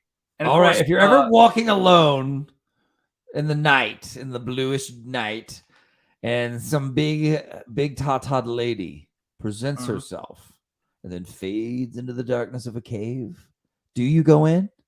Yeah, you pretty much do. It's a shame, but it is the case. Yeah. Guys, do you? I don't. There'll be other tatas and other caves. Listen, there are worse ways to go and have explained to people. You know what I mean? How did Shanth die? Well, he was sitting at his desk eating Slim Jims and drinking soda, and he had a heart attack. What happened? He followed a beautiful girl into a cave, and she was a vampire. All right, that's cooler. We'll put that on the tombstone. On the tombstone? After I stake you? I hate this. Yes, all stories didn't have happily ever after. It was more like, and they died, so behave. You're so right. I loved reading Grimm's fairy tales as a kid, but I never found anyone else that read them. Well, you're in the right place then. Happens all the time. Listen, people are agreeing. This cave situation, guys, watch yourselves.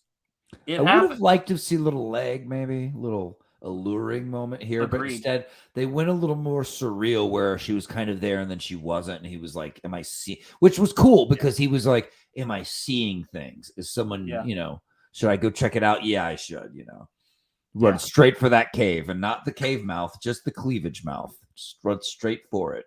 Get right in there. Man. Yeah, man. Yeah. And you're right. Your little Vaughn leads the way is what they're accusing you. They're questioning your character. You think I think with my thing? Some people do. Well, again, it's little thing and not the head thing. Yeah. Present me with excellence, and of course, unfortunately, she jumps out in a somewhat jump scare. I thought there'd be a bit of woman desiring my hot bod in this cavern, and alas, there is not. Those girls going right for his body. It's great. She is, man. She thought it was Henry Cavill in the dark. That's what happened. This is the thing, right? Yes, Dan.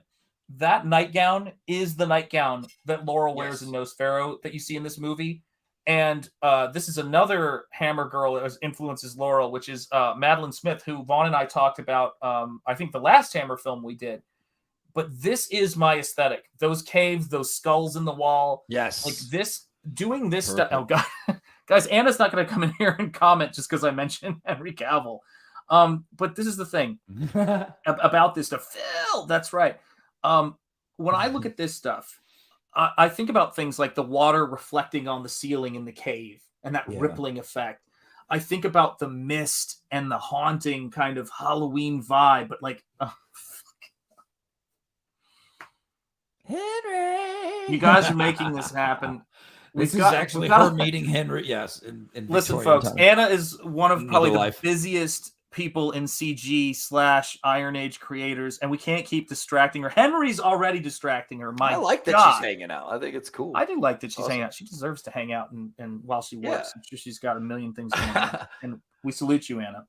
We salute you.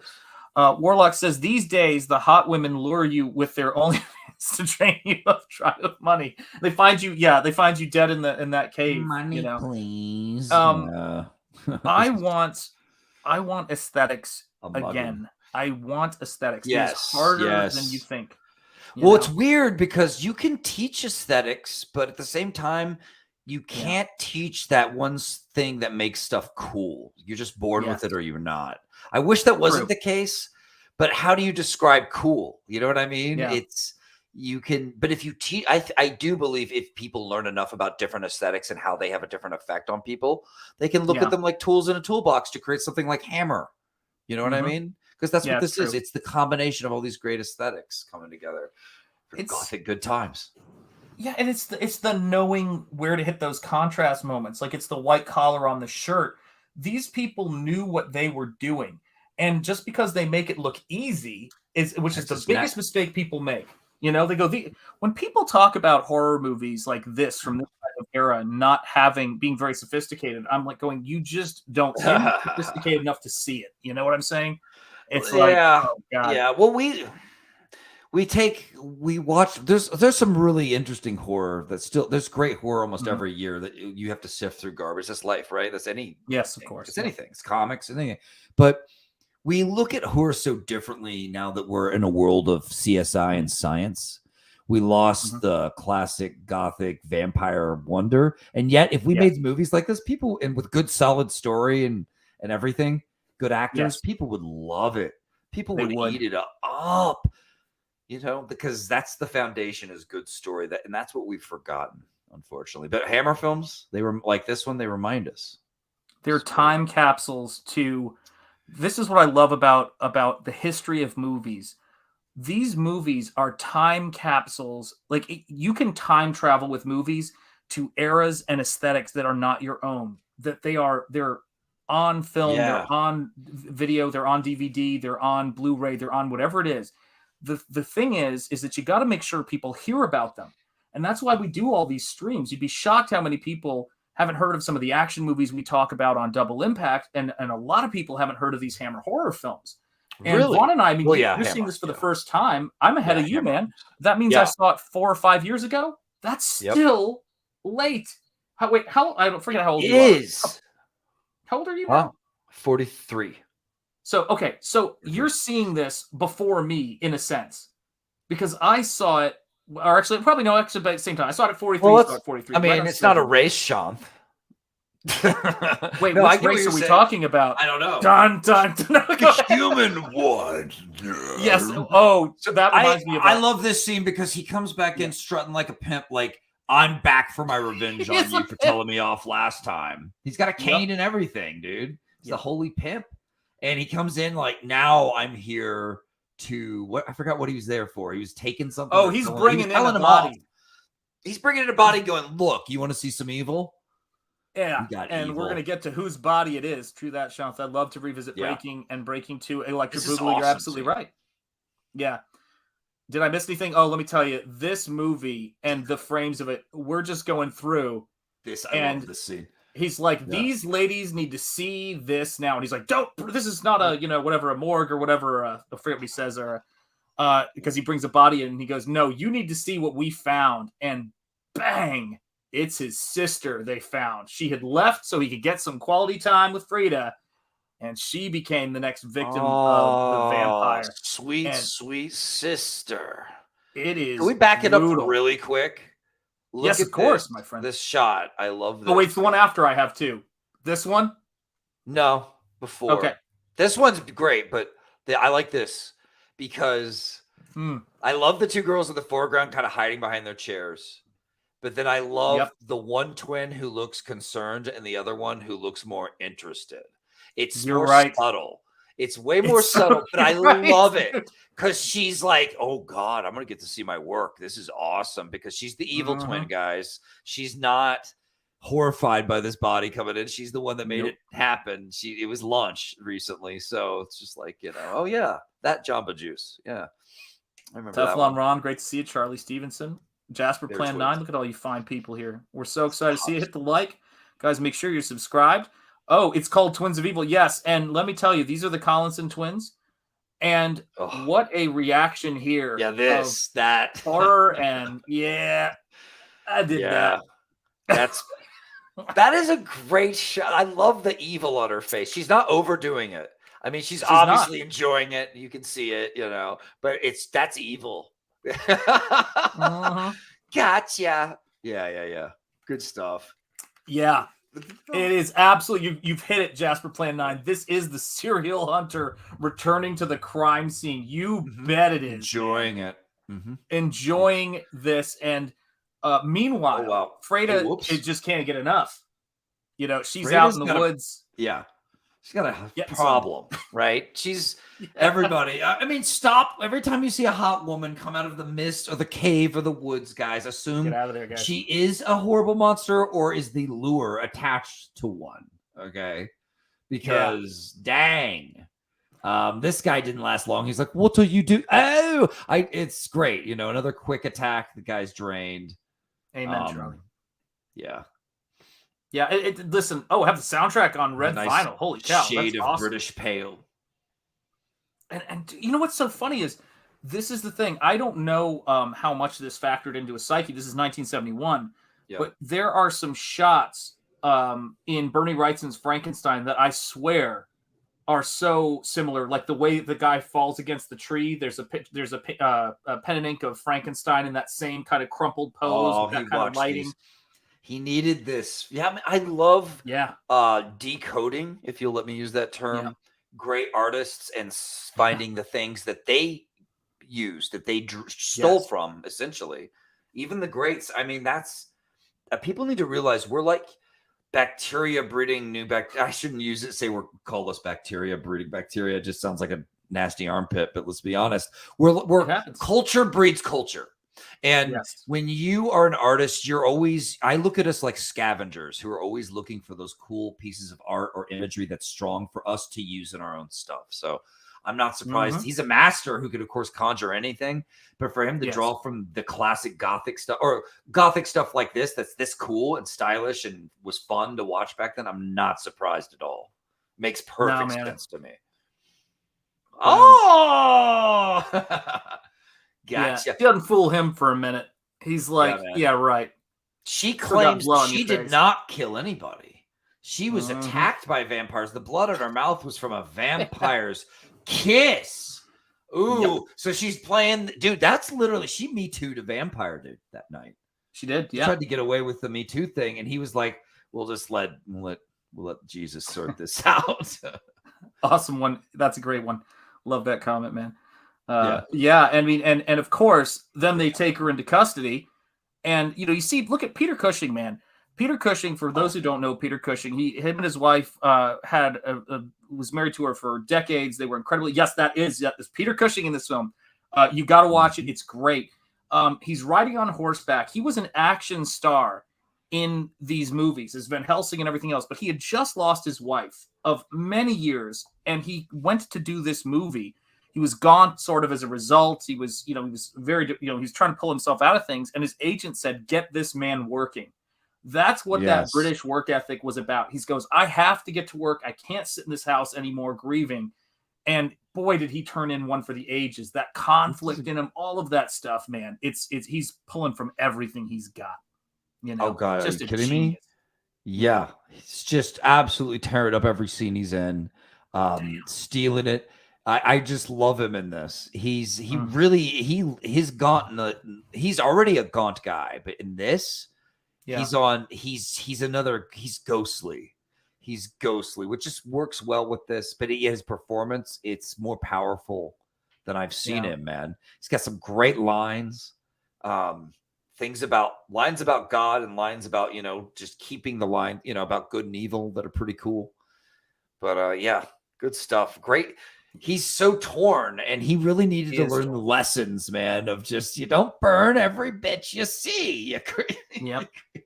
Yeah. And, man. It's our friend who's the only guest I think we've had on this show because he introduced me to Hammer Horror, Michael from Oklahoma, who makes Star Trek stuff and is a terrific dude.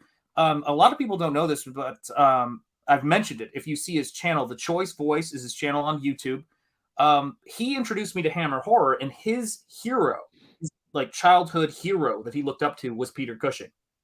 That's And interesting. Yeah. He just talks about all the time. He goes, noble, and as Van Helsing, the way he fought the evil, and he was just so he was such a classy hero in these Hammer horror, and he loved Hammer horror. He loves horror. So yeah. Oh yes, I heard Peter wore slippers for his Star Wars scenes because the boots didn't fit, causing pain. Yes, he was an older man, and once he got those wide shots, he was in slippers, man. God bless him. Yeah, absolutely. Putting on those hush puppies. Yeah. I don't doubt it. Fascist boots are they'll hurt your feet. Yeah, they can't be good. Yeah, even if you're young, Chris actually, Lee. if you walk around in them all day. Yeah, and Chris Lee is my Dracula. Yeah, Christopher Lee, another great great artist. I've always said that one of the things I loved about the George Lucas Star Wars films is that the first of the movies in 1977 begins with the villain, that's the side villain, I should say, or the main side underling villain being Peter Cushing, and that with the last of the Lucas movies, Revenge of the Sith, you had one of his best friends in life, possibly his best friend in life, Christopher Lee, playing that similar role as the Count. And he said that's one of the reasons he did it, was in honor of Peter Cushing. And I just, great.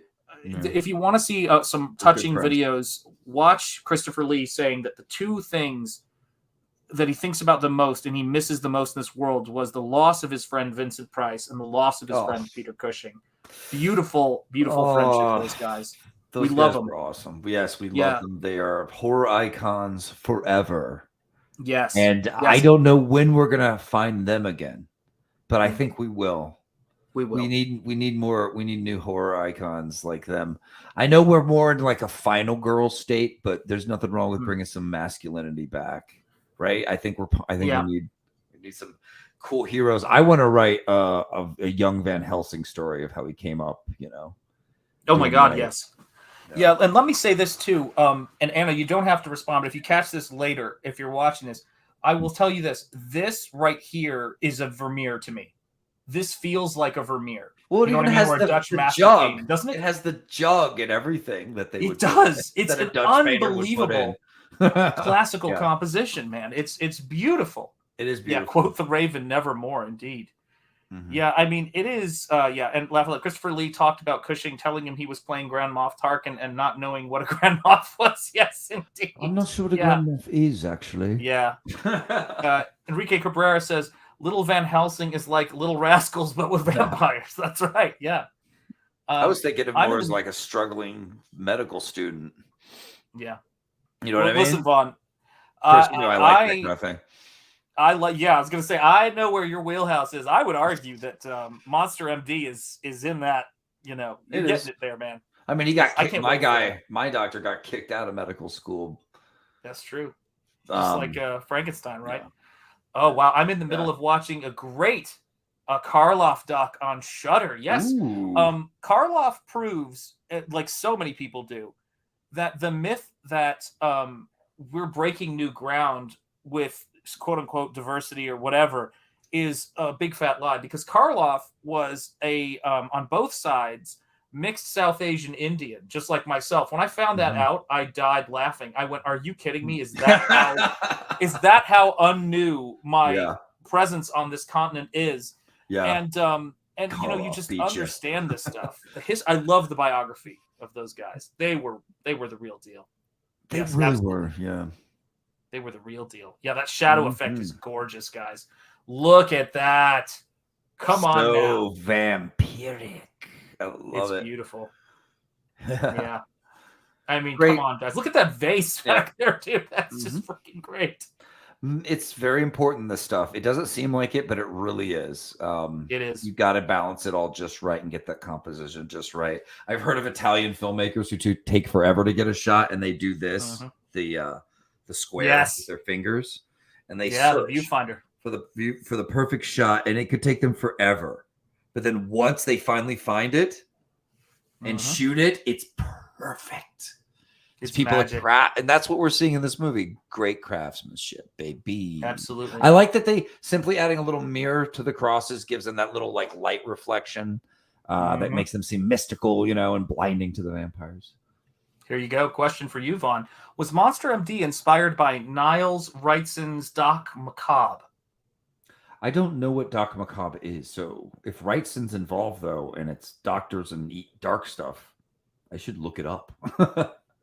So yeah, I mean, I think it's an interesting thing because with a lot of these things, I think that and it's I have not read that. I know that would be some of the that's an area of Wrightson that I haven't read, and I don't. Obviously, Vaughn hasn't read it as well, but I would be curious if you've read Doc Macabre, if you read Monster MD, to let us know what you think that overlap is, because I've read Monster MD, and the thing about Monster MD that is this is going to sound like the most unhelpful descriptor ever.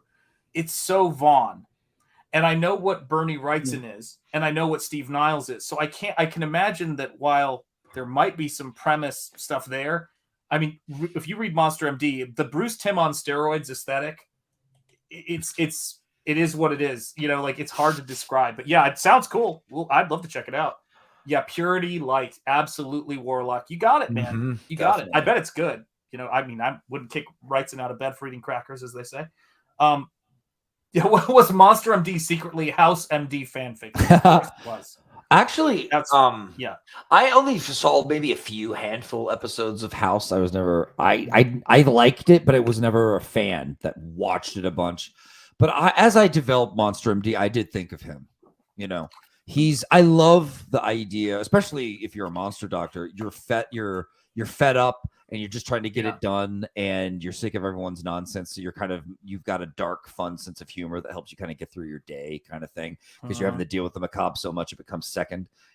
So I definitely looked at the character, because he was awesome character for that.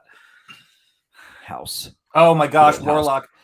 I got my shipping notice for the Wrightson slipcase book from his card series. Should arrive soon. I ordered that too. That was on Kickstarter. I sent that out to, I think, pretty much anybody I knew who liked horror and Wrightson.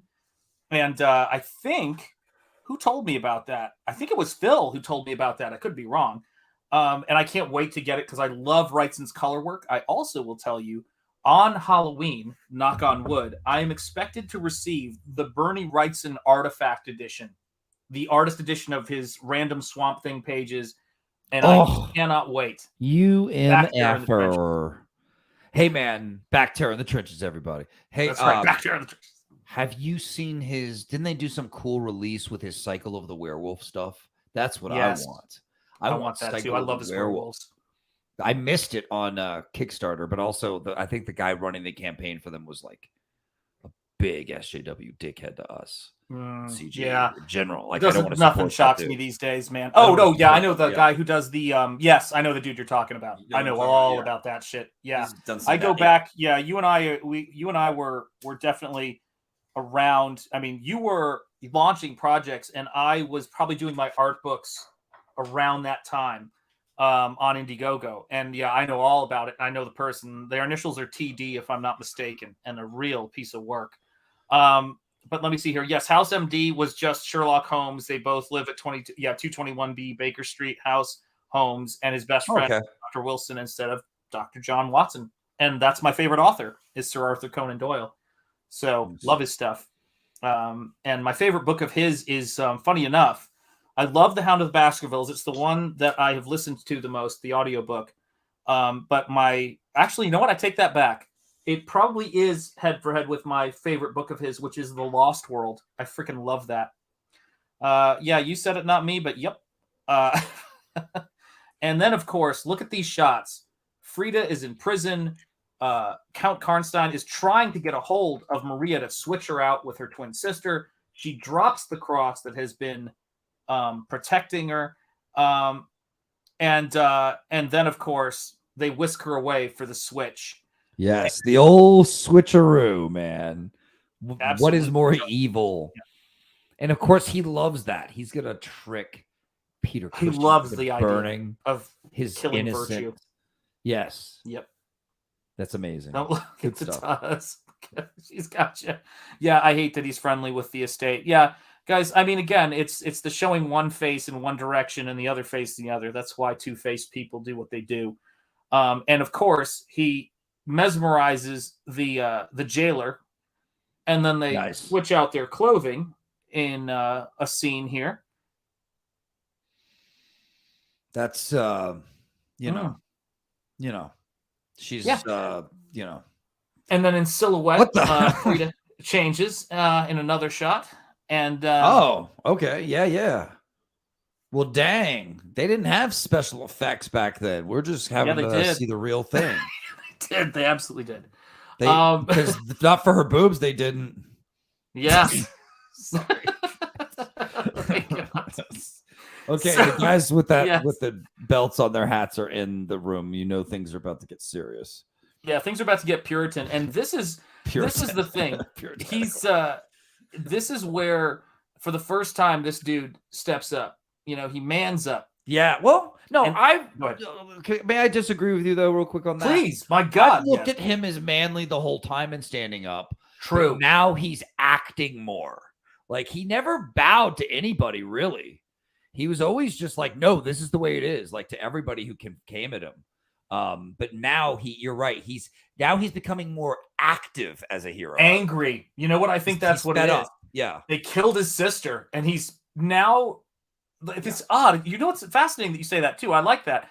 It's almost as if that Gustav, Peter Cushing's character, acts out of this righteous anger, and they can communicate once he has that righteous anger too. Like, he's right on principle the whole time. He's handling everything in a mature fashion, but I think it's because Peter Cushing understands that he knows pain now.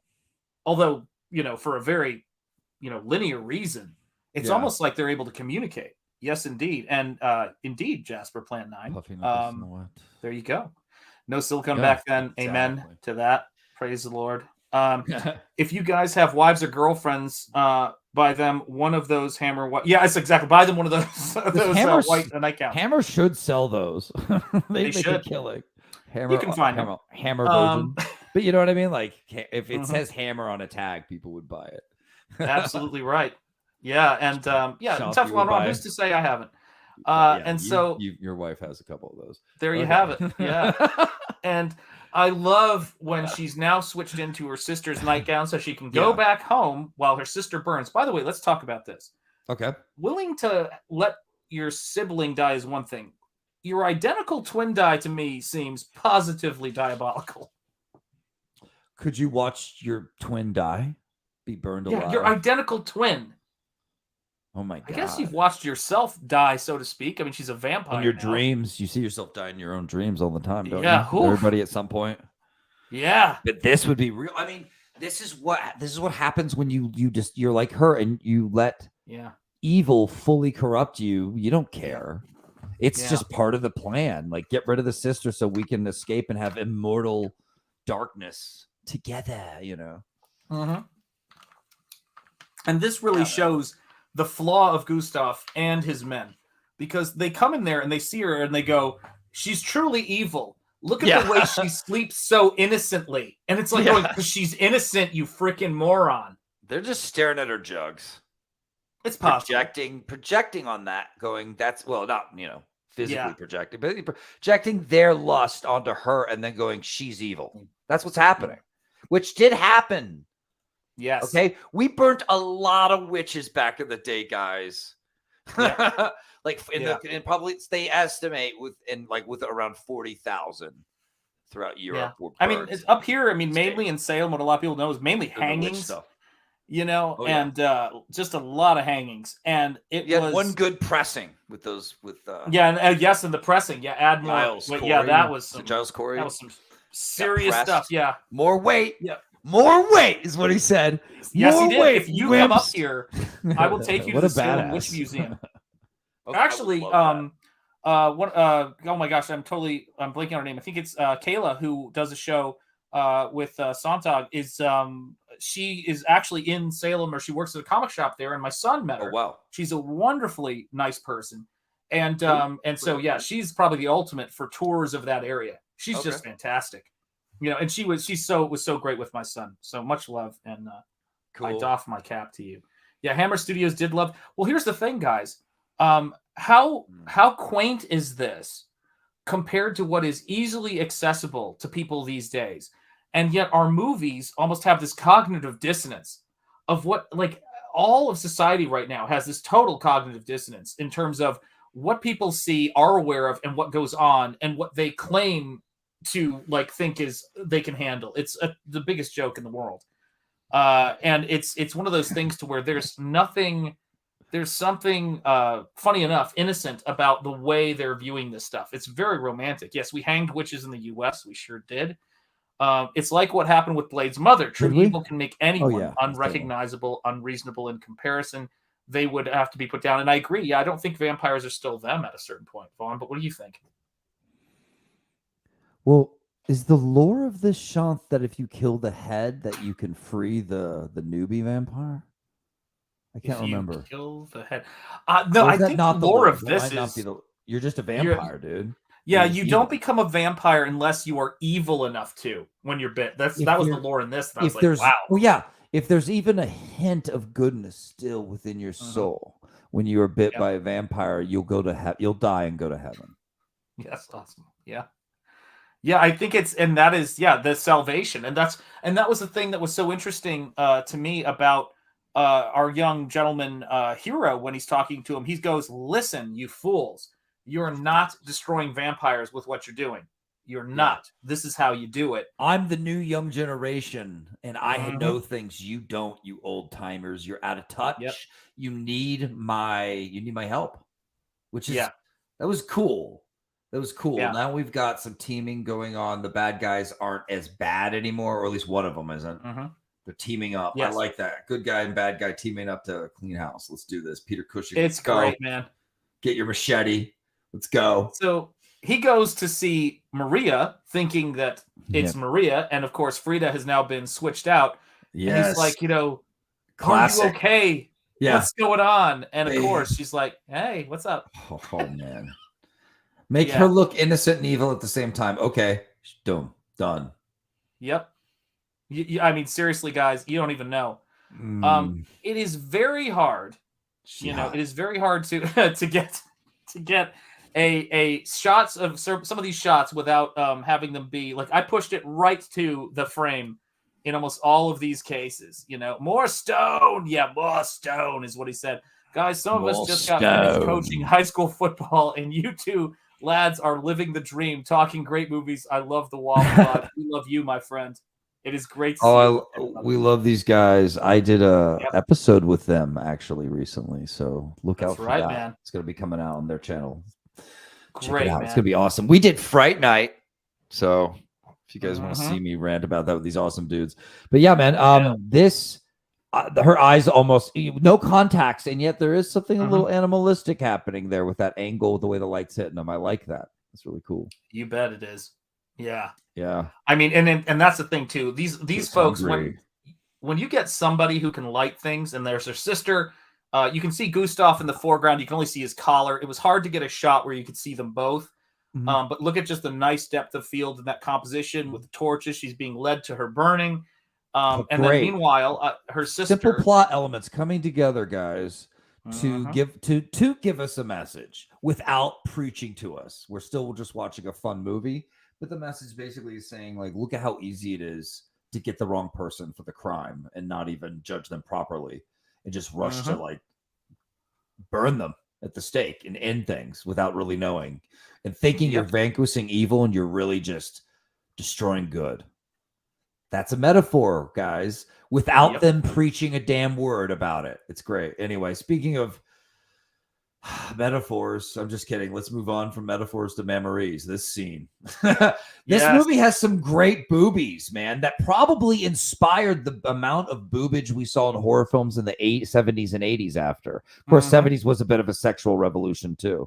But this is 70s. This is early 70s. We're coming out of the 60s sexual revolution, moving into the 70s where things start to get even more nasty, to be honest. I hate to say. Crime, what's interesting? Porn, everything gets nastier. What?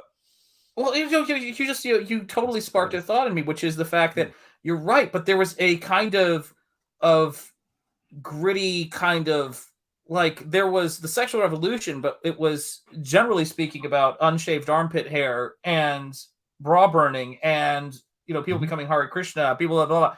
Like, this is classical. Like, this is actual attractiveness. They're trying to hire people who are going to be these kind of, it's basically what they would have done back in, and what they did do references to with the nightgowns and the female figures in the original 1931 Dracula, but where they're like, this is what, with this freedom, let's make something that's hyper aesthetic and sexy.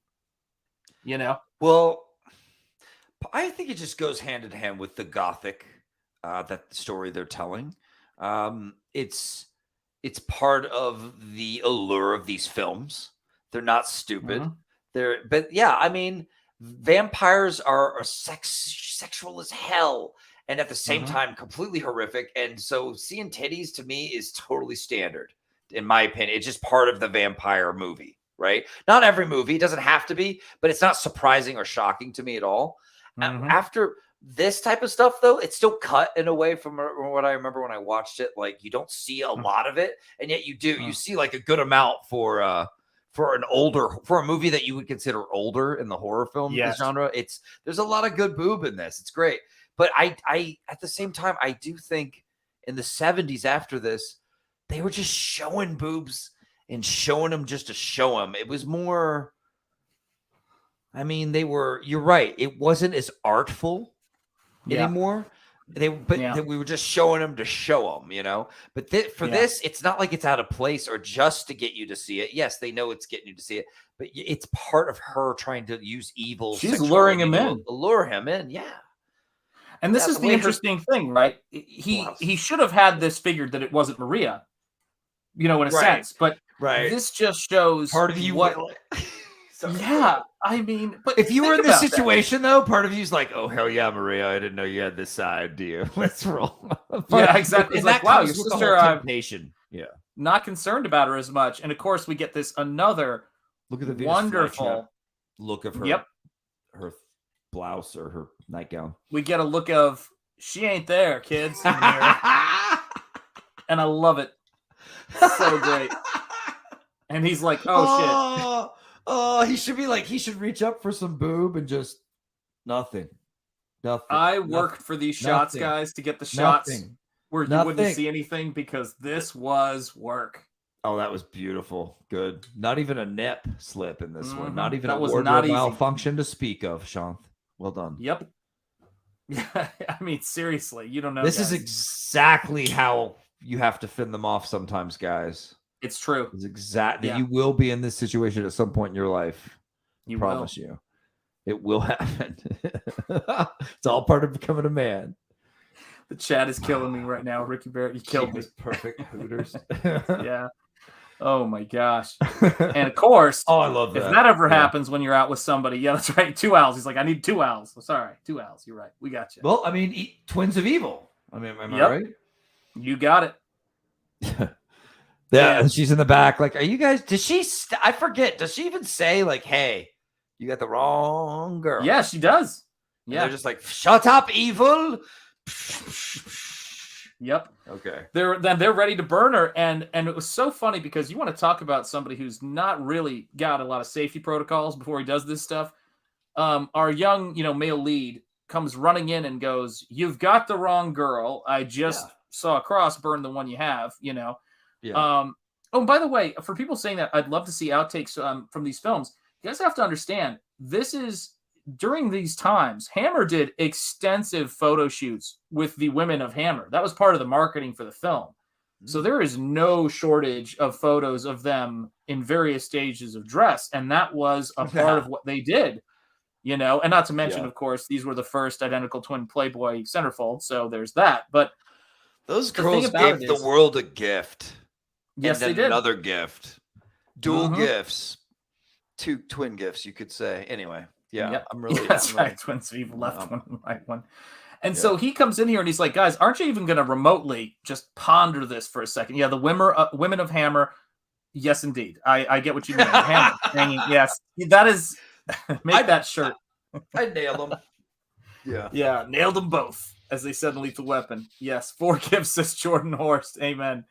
And so we take a look at this, and of course, there's the cross again. There's the reflection, and she is clearly not evil. And what is great about this scene is Gustav has that sort of moment you'd imagine he'd have where he's like on, maybe I should have used this as a safety all those times I burned all of those people. I mean, whatever happened to dunking the witch? You interrogate her, you torture her, you read biblical verses at her, you yell at her.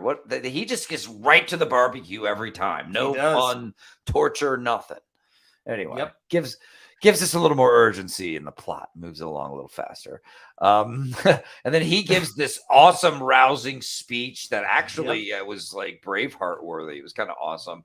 He's like, you guys, we need to be stamping out what's really evil, the real deal. Yep. And we need to get geared up, man. Yeah. We need to get geared up.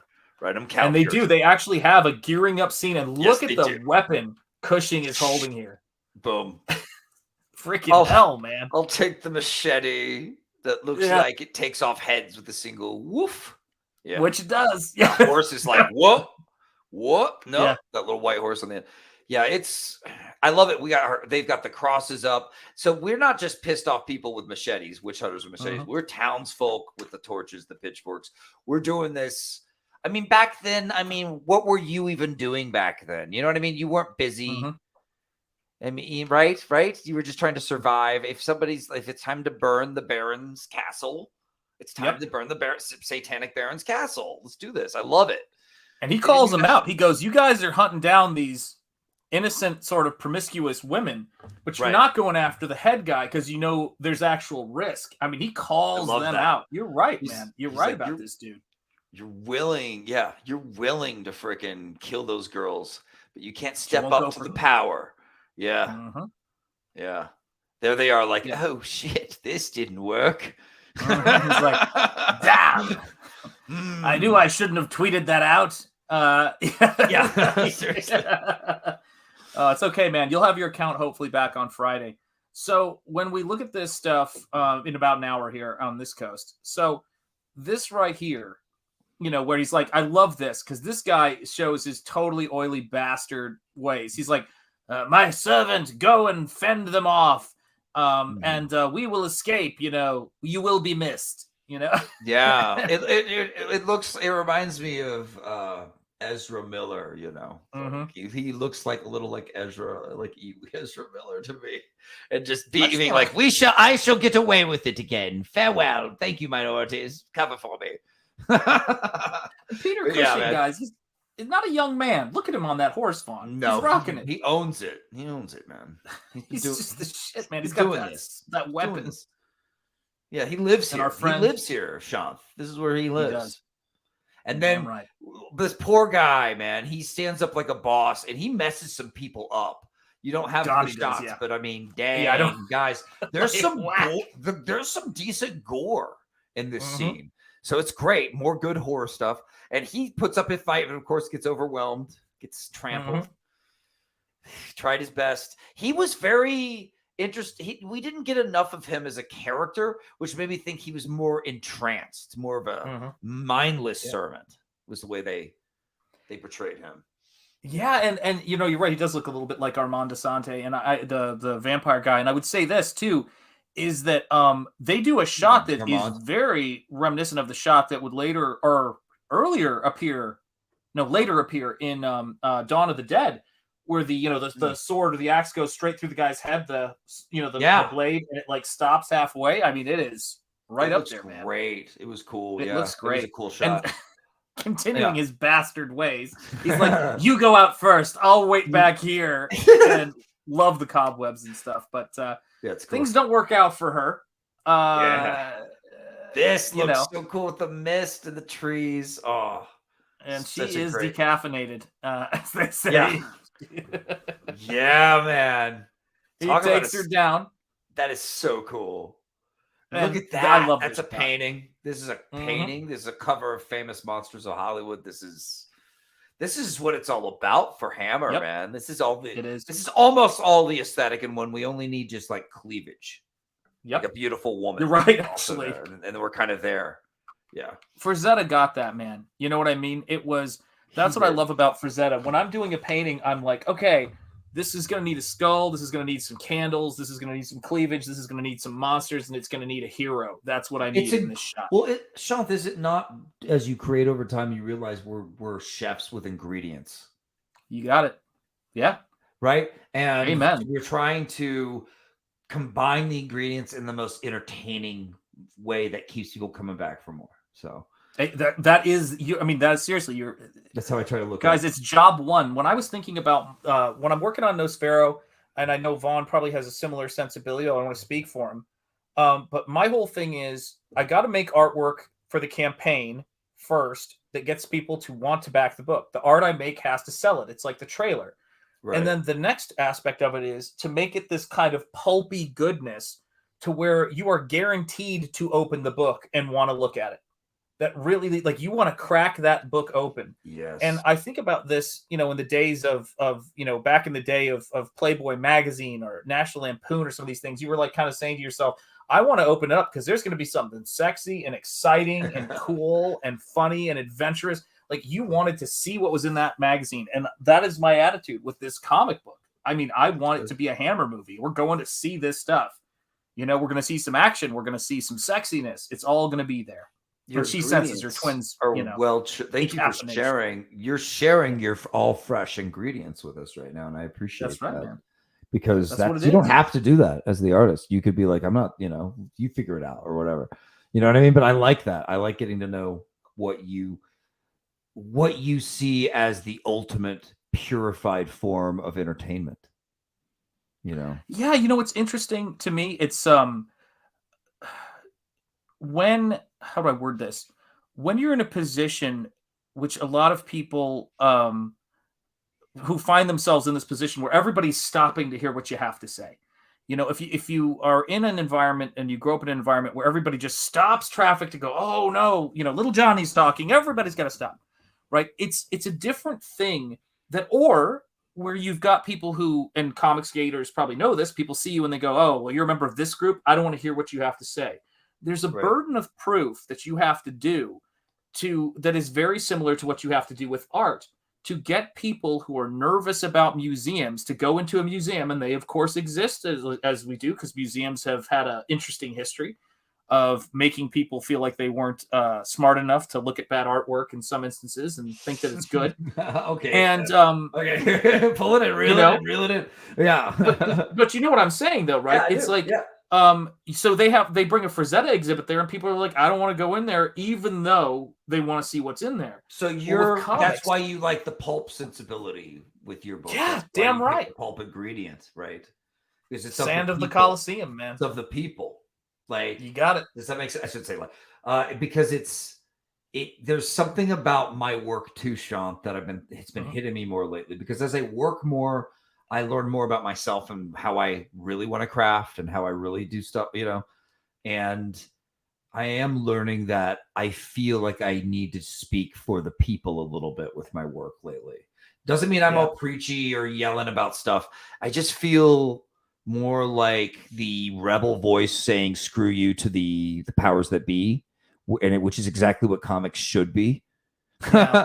You know what I mean? That's when comics have the right attitude to me, when they're fun, when it's speaking for the underdog and telling the guy up top to piss off. That's where I'm starting to feel with my stories come out a little more and more. Comicsgate is the one of those beautiful places where, and maybe that's why Hammer speaks to me and why Comicsgate speaks to me, where we say to people, it's okay to go balls to the wall with your stuff, but it's also okay to laugh and be silly too, and that is the joy of it, man. That is the joy of it. Later, guys, take care, Timmy Mello. I've got a red eye first shift tomorrow to cover. Thanks, take Timmy. care, my friend, and much respect. Bringing back Punk. Yeah, exactly. There you go, man. Yeah. And so when you look at this stuff, right, and she finds her sister's shoe. That's all she finds. Thank God, she didn't need that image in her head. And then, of course, our dear friend sees her, grabs her. She knows she's gone. Oh, that's a great shot. Oh, it's so cool looking in there. Yeah. That's a Vaughn shot. Yeah, the cobwebs are great. Well, that's also Nosfero's aesthetic. Damn right. Yeah. Indeed. With the green. Yeah, guys. That green light in the back coming through that little hole in the wall. Like, that is so Nosfero. So this is cool. my first Hammer film, guys. This was the one. Did they that blew build my all mind. this, Shanth? Is this all Yep. built? All of it? Yep. Okay. Well, they did fantastic work. It's got a great feel. You see these Mhm. ancient pillars that gives it that history to it. The ancient Yeah. king covered in cobwebs, long forgotten, gives it that ancient, Gothic feel. So cool. And yeah, he's tearing her away for his this is it, man. This is the final last ditch effort of evil. Yep. And our hero. And this guy sees her get pulled in there, and he's like, he's got Maria, and I'm kind of like going, Maria, can you not wander off? But anyway, got Maria, and then of course there she is. He's got her over the balcony, and look at that shot. You were talking about that statue earlier. There you go. Once again, another sacrificial moment, you could say. Yes. She's still got the cleavage hanging. I mean, every time there's a railing in this movie, I'm happy. Yeah, I am too. And this is my first Hammer KSS, and I saw this I think I want to say about 4 years ago, but my friend Michael would know because I sent him a message and saying, my God, I've gotten into this. But yeah, it's recent. I've been looking for this forever. You'll notice the patterns of the railing repeat the cleavage shape throughout. That's called composition, folks. Or it looks kind of like someone's face, pretty much the face we're making while staring at her cleavage. Yes. Oh, it's anyway, glorious. I'm totally off. But yes, that's awesome. And then Peter Cushing. This becomes a redemption moment. He's lost the machete. He's moved on to straight battle axe. He's got it, man. And he comes up behind him like, no, man, you're not doing this. So he's coming to save her. So this villain, now that's beautiful, man. Because like you said earlier, right? Twin evils, right? Twins of Evil was Peter Cushing's character. Yes. And this vampire character, the Baron. But with this moment, we're showing that evil can become good again. There's redemption. I love that. Yeah.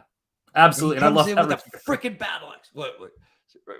Ricky Barrett said, y'all are staying right with the speed of the movie as I'm watching it. It's awesome commentary. I love it, man. We are brilliant, Sean. We are on straight up. Yeah, that's right, man. We're making it happen for you guys. And of course, awesome hero shot. It's a great shot. Unfortunately, he misses. Yeah. And return fire comes his way. It's vampire power shot, and he just one hands it like, whoa! And like, no, I don't know if he one hands it, but damn, he messes him up. He gets him in the act back right away. Peter knows he's dying, going down, and he falls over the railing. Falls over that balcony, man, to a horrible death. What a classic composition! This is like something on a great stage. This is stage. Yes. This is theater, but it's being used to create wonderful film, powerful impact. It's the classic fallen hero. I mean, he's on the stairs. The way he's laid out, it's like a great painting. The chiaroscuro of the darkness hiding all their faces, and instead we see him lit as the focus in the center, and it's like his spirit is rising up beautifully. The torches they don't feel like they're full of rage anymore. They're almost like, we've gathered here. We lost this guy. It's sad. It's horrible, man. But it's also like, what a great shot. Yeah. Epic hero. Yeah. And I'll tell you, this is the stuff that makes me so grateful. Yeah. Dutch master style, without a doubt. Yeah. Redemption. This is the stuff that makes me glad I'm a painter, because I did used to, do a lot of pen and ink stuff before I learned how to paint in this particular way. That was just what I needed to do. And I can tell you, doing this kind of thing like Bernie Wrightson would handle it is a freaking different animal, man. I mean, I find painting much easier. But it's you look at this shot, and then of course, she is unconscious from the horror of the whole thing. And he is like, it's time to convert you over. Of course. What else would he do, right? Waste no time. No time wasted. And one of the greatest spear throws you're ever going to see. Our hero chucks this spear. Okay. Bam. Now, nice throw, bro. I appreciate that. But come on. Like the whole hey, guys, let me see if I can get him up there. Watch this. And then the movie's over. Good wins. Like, come on. Like, I wanted that confrontation between him and the hero, eye to eye. It didn't have to be some crazy long fight scene or anything. It could have still worked. But like I understand too, they're not idiots. They know that it would have been ridiculous for him to be like, I'm coming, and he's running up 5 flights of stairs or whatever. Yes. I know. And they someone liked the idea of him using that spear like he did when we first saw the character to kill the boar, which was great. Yep. He uses that, and you absolutely have it. It ties in, It's a beautiful thing, Vaughn. I've never thought of that. That's a beautiful thing. I love it. You're right. Good writers think of the things you don't think of, but it still implants something in your mind that sticks with you, and it's really cool, man. I love the art. I love the craft. Yeah, we do too, man. It's like I think. And then, of course, you had this great lap dissolve or whatever it was, cross dissolve. And it reveals this one of those great practical, creepy, dead vampire faces, and their horror at seeing it. Yeah. And then, of course, Gustav being surrounded by his mourners, as we then it's great because you'd think you'd end on this shot of then it pans back, you see them together, but they roll credits over that, which is freaking gangster. I love it, man. Hell yeah, dude. Death, horror. That's what it's about. This is Hammer, baby. I don't care if it's pink. I like that pink. I think it's so weirdly 80s. Yeah, man. Before 80s. Dude. But the twins were pink later in the film, and I think maybe that's what they tied it into. But here's the thing, too. It's weird because they're all celebrating him as a hero, and he is, Peter Cushing. But, I mean, they're all going to just be like, man, that guy, he could burn a witch, man. They're just going to remember him for that. That guy could burn a witch. No, I'm kidding, dude. I'm joking around. I just love that he got redeemed by the end in a way and was really, he died saving her and good one, all that good shit. That's good film, good storytelling, man. That's where it's at. He had a lot to atone for. I got to be honest. It makes sense that he doesn't make it out. How many young, perfect women he burnt. Yes. Yeah. Damn it. We have not gone over that one yet, General Piggy. A member of the channel. Thank you for becoming a member, everybody. Thank you so much for all my Crypt Walkers out there, guys. Thank you for joining us tonight. Vaughn, another fun time, brother. Are you kidding me? This was amazing. I think I'm more of a fan of Hammer than I've ever been. Yeah, man. It's inspiring me. Friends, man. It's it's one of those things where I had horror friends who might have known it, but for whatever reason, in my era of DVDs and Blu-ray, I don't remember ever even seeing Hammer stuff, or it wasn't out, or harder to get, or something. So yeah, it's awesome that it's becoming more popular again, guys. Thank you guys so much for tuning in. Yeah, thank you, and guys, I'm gonna play a shorter closer, and then Vaughn will just hang out and say hey real quick before wrap up and decompress, guys. I am now ending my streams with a credits to the people who have become channel members. I'm going to add it as more of you guys become channel members. I will have your name in the credits, and thank you guys so much for being here. We appreciate you, and we enjoy putting on the show for you. So take care, everybody. And Vaughn, what do we always say? What do you always say? Do it. Oh, I always say something now. Okay. Unpleasant dreams, kiddies. I hope to see you again. Happy Halloweenies. See you soon. Happy Halloween. Indeed, guys. All right, folks. We will see you soon. Take care.